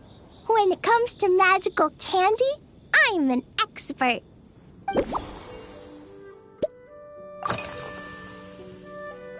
Yeah, Mom gave me an amazing book recently. She said I have to read one chapter every night, learn something useful, and then go to bed early. That book taught Clee how to make something called propellant. Now Jumpy Dumpty can go Fwah! And bounce even higher. It's not hard at all. In fact, it's a lot like making bombs. You just have to be careful when trimming it down. It's like sharpening a pencil that could suddenly go boom. Bedtime's an important part of Klee's schedule, too. Mom sits by my side and tells me all kinds of wonderful stories. She has a lamp made of gemstones, and when she turns it on, it goes kapling and lights up the ceiling. Yeah, when something happens in the story, the lights on the ceiling make pretty pictures. Sometimes Mom falls asleep before the story ends, so Klee has to tuck her in instead. As soon as Klee learns how to use the lamp, I can come tell you stories, Mr. Honorary Knight. Klee has memorized so many wonderful stories, enough to make everyone happy every day.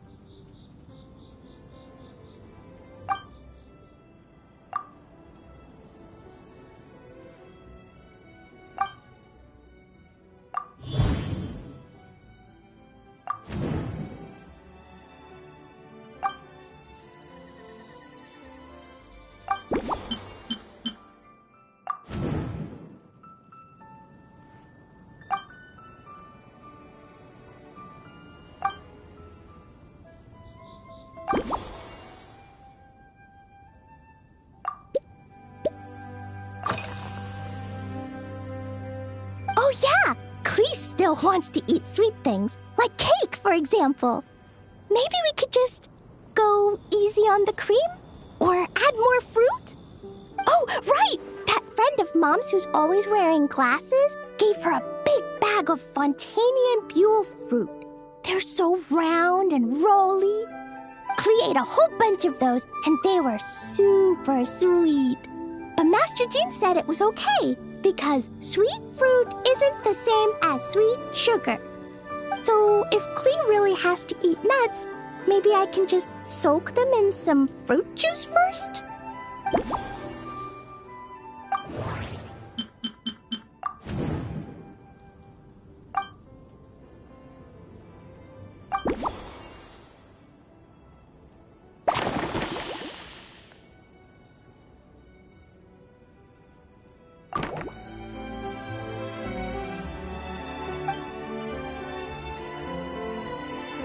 Yeah, that was quick.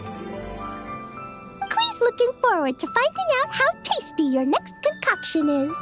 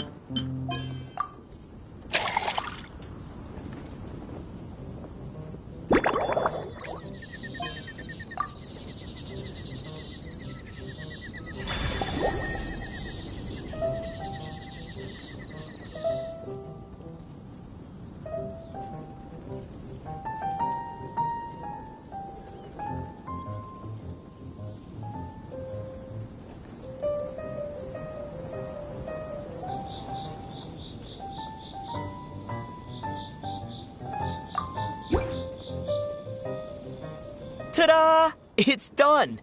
I just know you're going to love this new creation. Wow! There's Dodoco candy on top! There's so much orange in this cup, and Todoko looks like he's lying on top of white fluffy clouds. And the weather inside looks much better, too. Yummy! It's so delicious! Klee has to drink slowly. I can't just gulp it down, or I'll miss all the yummy flavor. Mr. Honorary Knight, this is amazing! It's like you mixed sunshine with juice! Klee was so tired from playing, but now I feel refreshed. And warm. And peaceful. Oh! You're the best, Mr. Honorary Knight. Really? Let me think. When the weather's nice and Dodoko's happy, Dodoko will want to sing, right? And when Dodoko sings, Klee wants to sing too. So, let's call it Dodoko's Duet. Thank you! And thanks for making such a yummy drink for Klee. Klee's gonna go tell Mom that the best drink in Mondstadt right now is Dodoko's Duet. Klee's gonna write down Mom's incantation and give you a copy, Mr. Honorary Knight. Then you should learn magic too, so you can make all the candies you want. See you next time!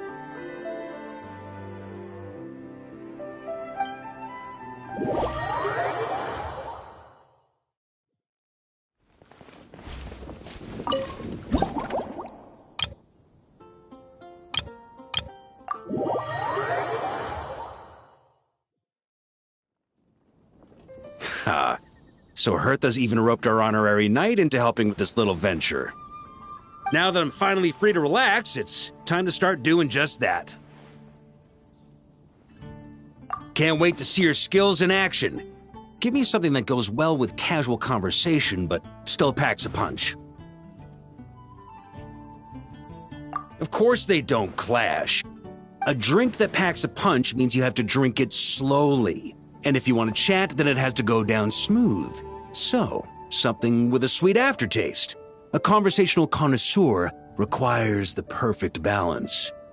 The most suitable choice on this menu would be the Thorny Lake. It's a drink with a real kick that you can find in almost every bar. It's not enough to know the recipe, though. The key is in the mixing. Some bartenders choose to stick to the tried and tested basics, while others like to add their own personal flair. That's the spirit. Now, show me what you've got.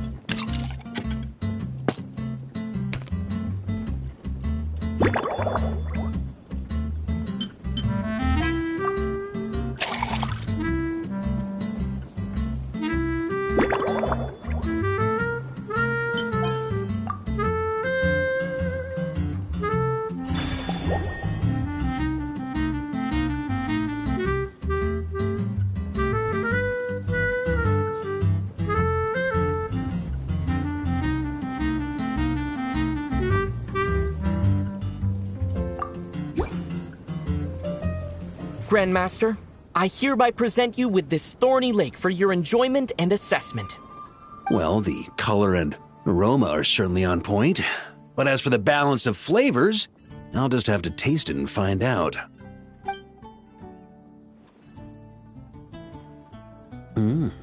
Not bad. You haven't overdone or skimped on any single ingredient. Though, unfortunately, it's a little too, polite for my tastes. Perhaps I should have said modest. You followed the formula to a T, but if anything, You've played it a little too safe. Were you worried that deviating just a little might disappoint me? Hey, we fought side by side and dealt with things that even gods were loath to meddle with. Ours is a friendship forged in the margins between life and death. That said, if you ask me, you can ditch the nerves and work your mixologist magic. I'm looking for something that shocks the senses. Mull it over, there's no rush. We can chat while you think. Who knows? You might just find some inspiration to mix in with your magic.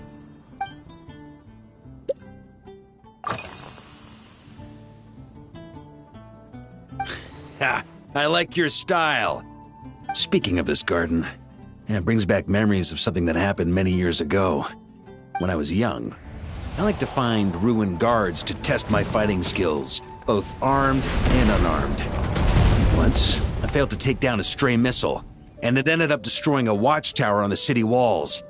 As punishment, I had to run 50 laps around the city, repair the watchtower, and help rebuild the shattered walls in this garden. Indeed, among the misadventures of my youth, this is one of the most memorable ones. Mostly because that day, Crepus saw me covered in dirt. He took 2 bottles of 100-year-old wine and sent D-Luke, who looked even younger than Mika does today, to work out a clever way to get rid of Faru, who was guarding me. It was so hot that day, I could swear I was about to pass out. On a whim, I picked some mint leaves, put them in one of the wine bottles, and the result turned out to be surprisingly tasty. After Crepus tried it too, he was full of praise. He even wrote up an official recipe for my spontaneous creation. His customers loved it. Several summers passed, and Crepus kept writing letters about giving me a share of the profits, as though I could possibly accept. Yes, good old Crepus. Faru retired years ago, but he still gives me a stern stare every time we meet. He's a stubborn one. D-Luke, who replaced him, and then Kaya, who took over later, both performed impeccably. Changing times will always belong to the youth. He should have admitted defeat long ago. When I get the chance, I'll have Kaya show him the amazing progress the cavalry company has made.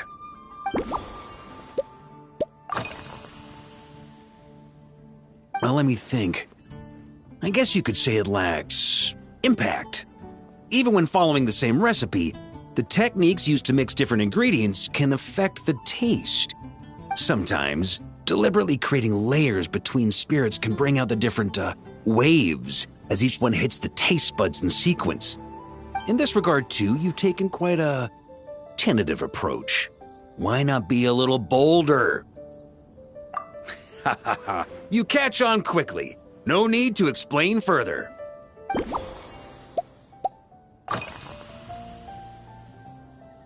Pretty awesome, huh?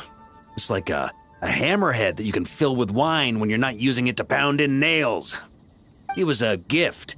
Hoffman came up with the idea, Charles supplied the design, Wagner helped cast it, and about 10 or so knights chipped in to pay for the materials. They've been waiting to have a good drink with me, and this is my crucial weapon to aid me in a fair duel with them all. I'm the Grand Master, after all. I've been drinking a lot longer than them. I've practiced more assiduously, and I have a bit more meat to absorb the blows. So it's only fair to my subordinates that I drink a teensy bit more per round. Wouldn't you agree? Of course, some of them have been training as long as I have, and those ones won't be getting any special treatment. Take Hazelnut 3 and Hazelnut 5, for example. Both were skilled warriors who helped me deal with Eric back in the day. Nowadays, I have them helping Jean with miscellaneous duties. At today's after-work cooldown, they insisted on trying to keep pace. In the end, they lost our game of darts and ended up passed out on the floor. I've already told Jean that I won't be approving their leave request for tomorrow, no matter what.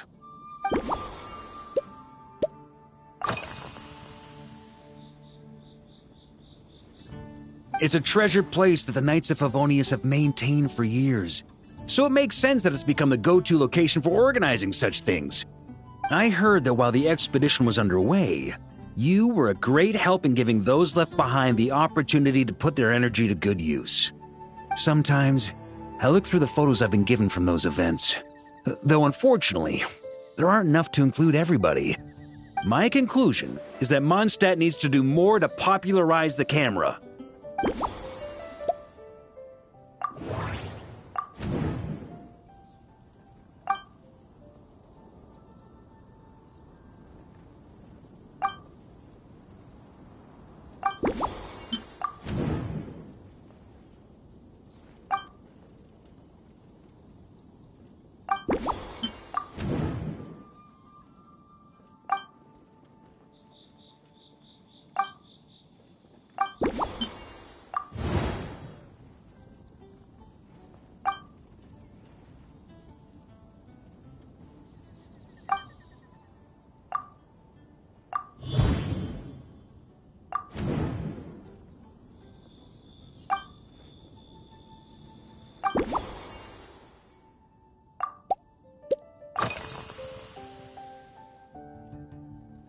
If I were in charge of organizing events, well, I suppose everyone would revolve around fine wine, or at the very least, there would be some sort of tasting involved.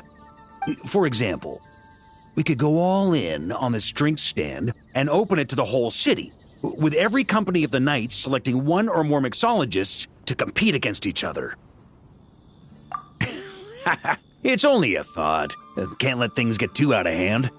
If I were to actually throw a grand banquet, Jean would come after me with her sword drawn. Even Frederica would launch a punitive expedition. While in Nodcry, we had a rule that knights must never get drunk while at their posts. Otherwise, it could lead to dereliction of duty, with serious consequences. Exactly. As expedition members return to their companies, my hope is that this rule will gradually spread to everyone in Mondstadt too. Just like firewater and Smedina, these Nodcry delicacies have made their way into Mondstadt's households and become part of people's daily lives. Young people need to learn restraint. At the end of the day, no one should be biting off more than they can chew. Unless it's someone near my level, they shouldn't even be thinking about enjoying a light buzz when they've still got work to do. Most people would just end up a whole lot drunker than they'd like. You should come practice with me on weekends. Trust me, once I've drunk them under the table, they'll be swearing off wine for a whole week.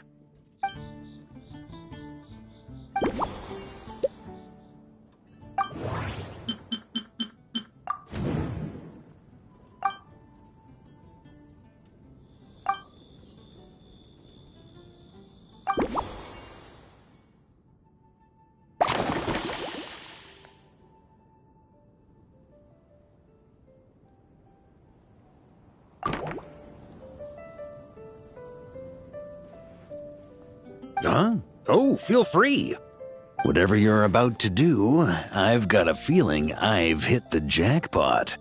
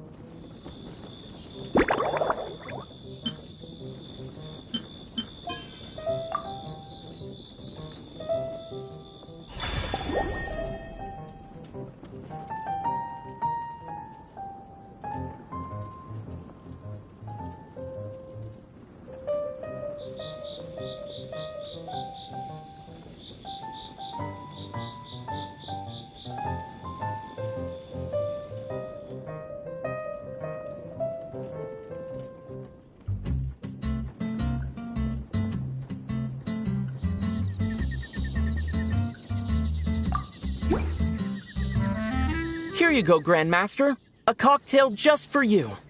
I guarantee you won't find this one too polite.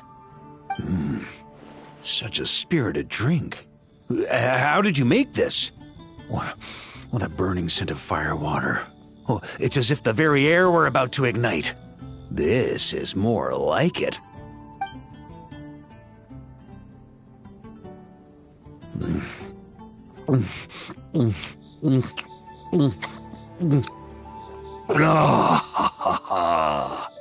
Perfection. It's clear that once you let go of your inhibitions, your talents really shine through. That first hint of mint is like a cooling feint that masks the firewater underneath. By the time the sweetness dissipates, the firewater is already slipped in behind your guard, ready to deliver a powerful strike of intense flavor. Oh, it's exactly the impact I was hoping for. That's the most ingenious part. Firewater's greatest flaw is a lack of aftertaste, but the Smetana perfectly maintains the flavor at the peak of its intensity. It's hard to imagine something this good was created by a mixologist who doesn't even drink firewater. I think it has the potential to become a firm favorite in Mondstadt and Nodcry. Iron Wolf. Oh, perfect. It's elegant, yet wild. Only you could come up with such a fitting name. Oh, I have an idea. Why don't we name our Knights of Favonius' drink stand after you? Let's call it the Honorary Knights Cocktail Shack. No time to waste. I'll go have a word with Glenfiddia right away.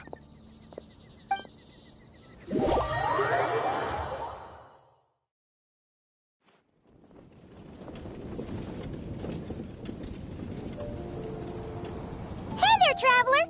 All wrapped up for the day? Paimon hears you did a great job holding down the fort while she was out delivering drinks with Glenfiddia.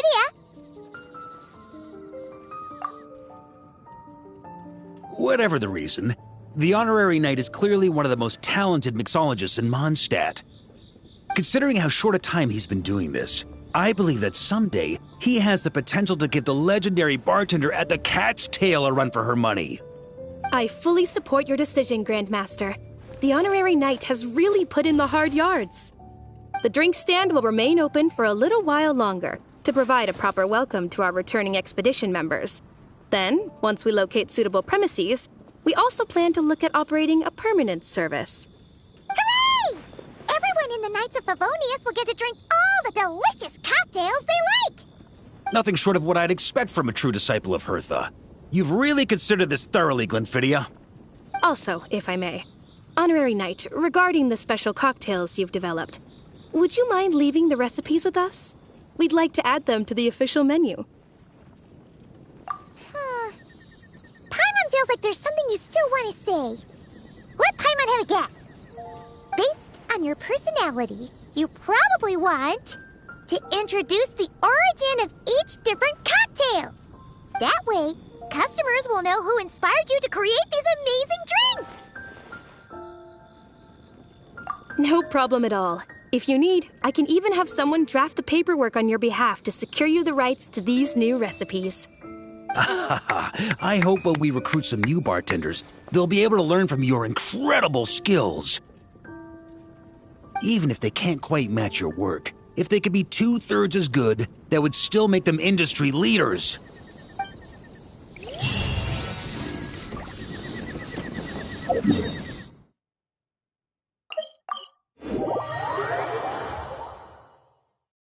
Whoa! Looks like it's been fixed already!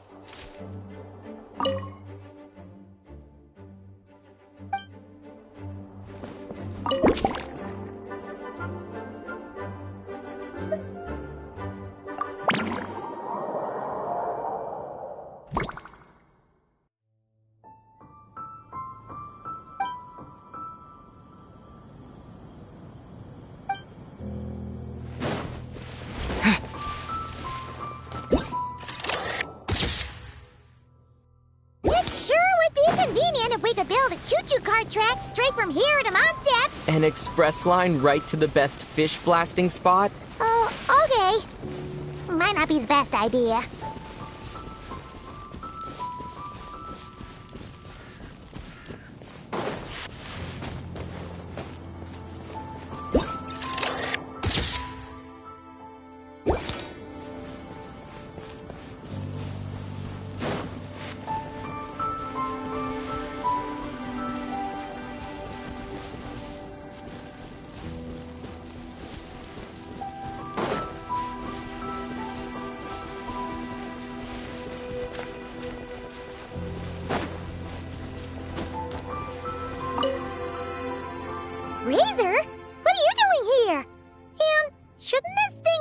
Sylvanden? Fiery woman came to take Lupacol.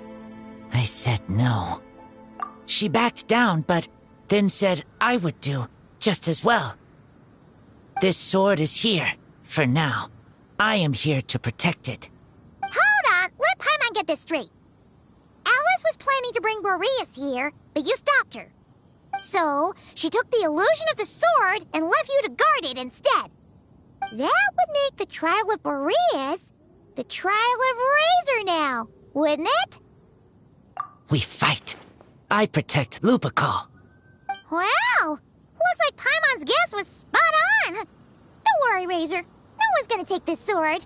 It's not even real. Not real? Alice's scheming claims another victim, huh? Let's take the photo and get Razor out of here.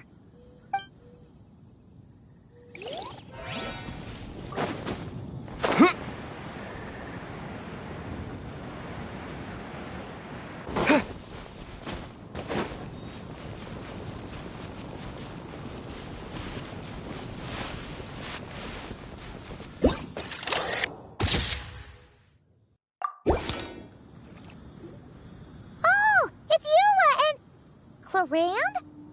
You're here in Mondstadt? Yes. I received an invitation to exchange swordsmanship techniques. I'd heard of the single-handed sword form of Favonius blade work. But, after crossing swords with Miss Eula, it turns out the Knights of Favonius are quite accomplished with the greatsword as well. You're quite an accomplished swordsman yourself. Although I suppose that's to be expected of the champion duelist. Even over a few short rounds, I feel like we've learned a lot from each other. For sure. You don't have to worry about breaking stuff or accidentally hurting anyone nearby. That's right. There also appear to be automatic harpasta launchers in the area. Ah, that's one of your local traditions, isn't it? Shall we have ourselves a game, then? Why not? You should know, though, I'm not easy to beat at this game. Hold on. No muskets allowed. Oh. Why not? Doesn't it still count as hitting the harpastum?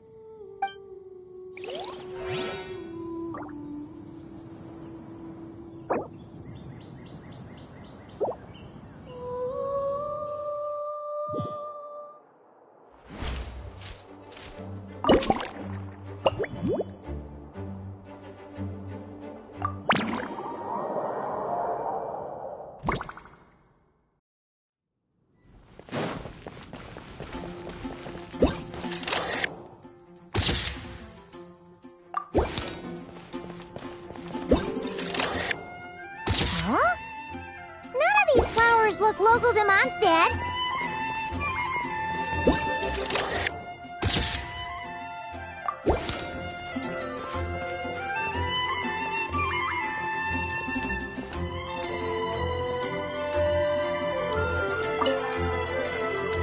So that's where it was. Diona? What are you doing here?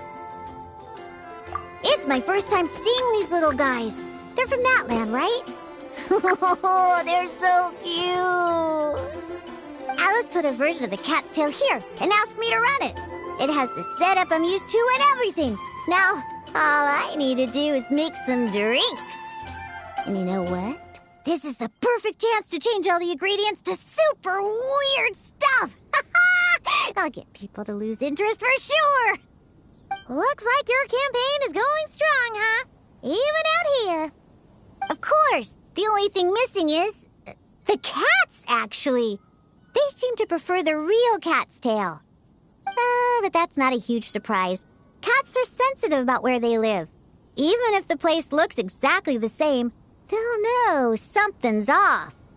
So, Alice said she would find different staff instead. And then these little saurians appeared. Aww. Bennett gave me a few pointers on how to get along with them. Turns out, there's not a huge difference between them and a cat or a dog. Hey, then you should call this place the Saurian's Tail instead.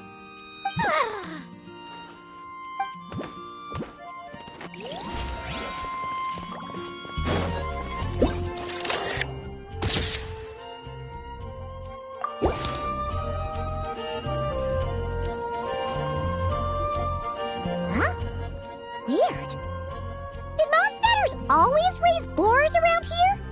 Found it! Barbara, over here! Coming! Oh, how did this happen? Barbara and I were just grabbing some food at Good Hunter.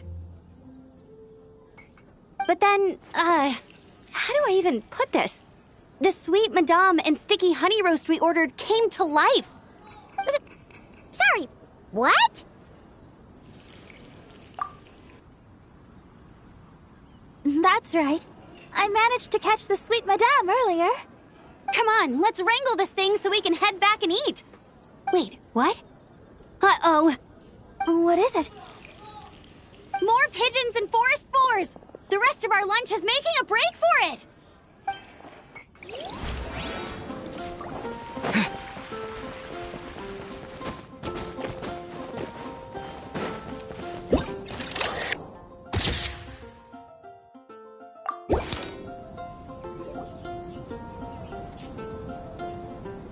Huh? Isn't this a Fatui tent? That shouldn't be here. Wait, but there are always those two Fatui around here chatting about stuff. You've noticed them too? I've been watching them for a long time. Not that I've overheard anything useful. Guess it's just my luck. Well, actually, they seem to get information a bit slower than the Knights of Favonius. So they usually end up discussing stuff that hasn't been secret in a long time. Have you guys ever wondered why they don't just go home? Their mission's gotta be over at this point, right? Maybe their names got skipped over on the mission roster, so they never got new orders. That's happened to me before. I suppose, but your experiences tend to be quite unique. It's possible the Fatui stationed them here long-term to keep an eye on things. Or maybe they volunteered for this position because they don't want to go back. Either way, we should have Nicole take this tent down. It's making Paimon think we're gonna have to fight someone. I guess you're right. We don't want people getting their hopes up.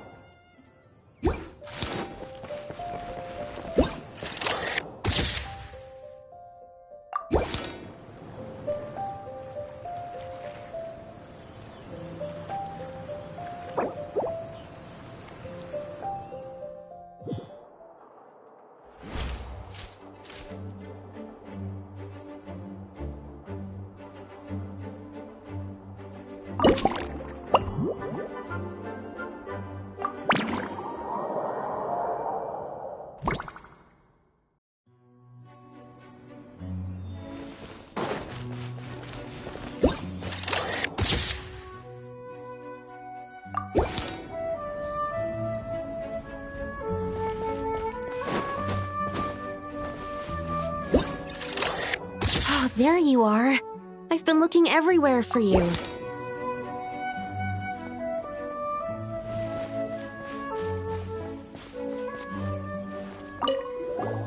Something wrong, Sucrose? Oh, no. I was just looking for a piece of alchemy equipment we needed for the event. Master Albedo has always been careful with our costs. We maximize the use of every piece of lab equipment we have. So if something hasn't been used in a while, it's usually pretty old. Take this, for example. We've used it a few times before, but we found the effectiveness and ease of use somewhat lacking, so it was sidelined quite quickly. According to the mages, it was meant to be placed in the city, but it went missing after being tossed into the magic bubble. Luckily, I found it. I just don't know why it ended up here of all places.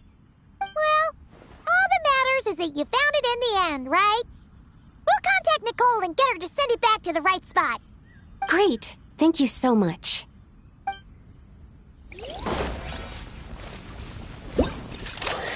tent tortoise? That shouldn't be here at all. Definitely not.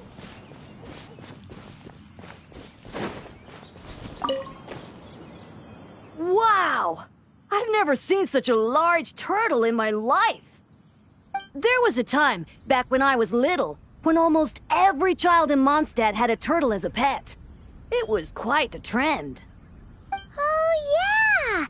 Jean and Diluc mentioned that a long time ago. I had one too, of course. Quite the hassle to take care of. Small pets like that always are. Wait, you had one too? Is that so strange? Oh, no, of course not. I could bring it back to the church and raise it. It can stay behind the cathedral. I'll even build it a pool. Can't be too hard to raise, right? It looks like a tough cookie. Not happening. The next thing you know, you'll have an invasive species on your hands.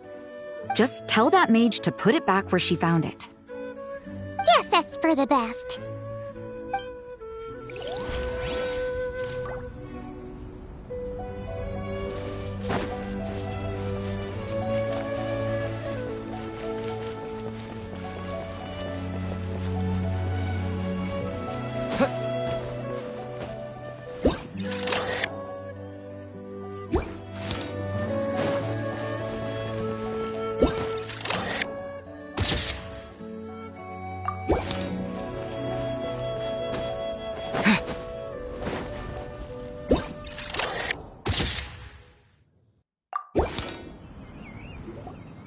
Another tent? Huh. This one's kinda nostalgic too. It's here because I refused to let that mage use my house as her playground. But we still needed an additional rest area for the guests, so we set up this tent instead. Huh. Looks like we can use this device to keep in touch with the mages or get some hints. Kinda like we were able to do back then, remember? Now that you mention it, the arrangement is almost identical. Nights on vacation, summer, the sea, and a small little wave rider. It's all taking me back. However, you're forgetting about the part where we were stranded on a deserted island and couldn't even make it across the water. That's what stuck with me the most. Oh, I remember. At least I wasn't dead weight in that situation. Fun times, huh? So, the mages prepared this stuff then. Guess we should take a picture and go check in with them. Be my guest. You know, the expedition in Nodcry is coming to an end, but knowing Grandmaster Varka, I imagine there will be another chance to set off in the near future. Not that I'm extending an invitation, I'm just mentioning the possibility, that's all. That's our honorary knight. No matter the mission, you always have a place among our ranks. Come talk to me when you do have an official invitation, then. I have other things to do in the meantime. The intel I have on hand is pulling me in 100 different directions, but unfortunately, time off isn't one of them.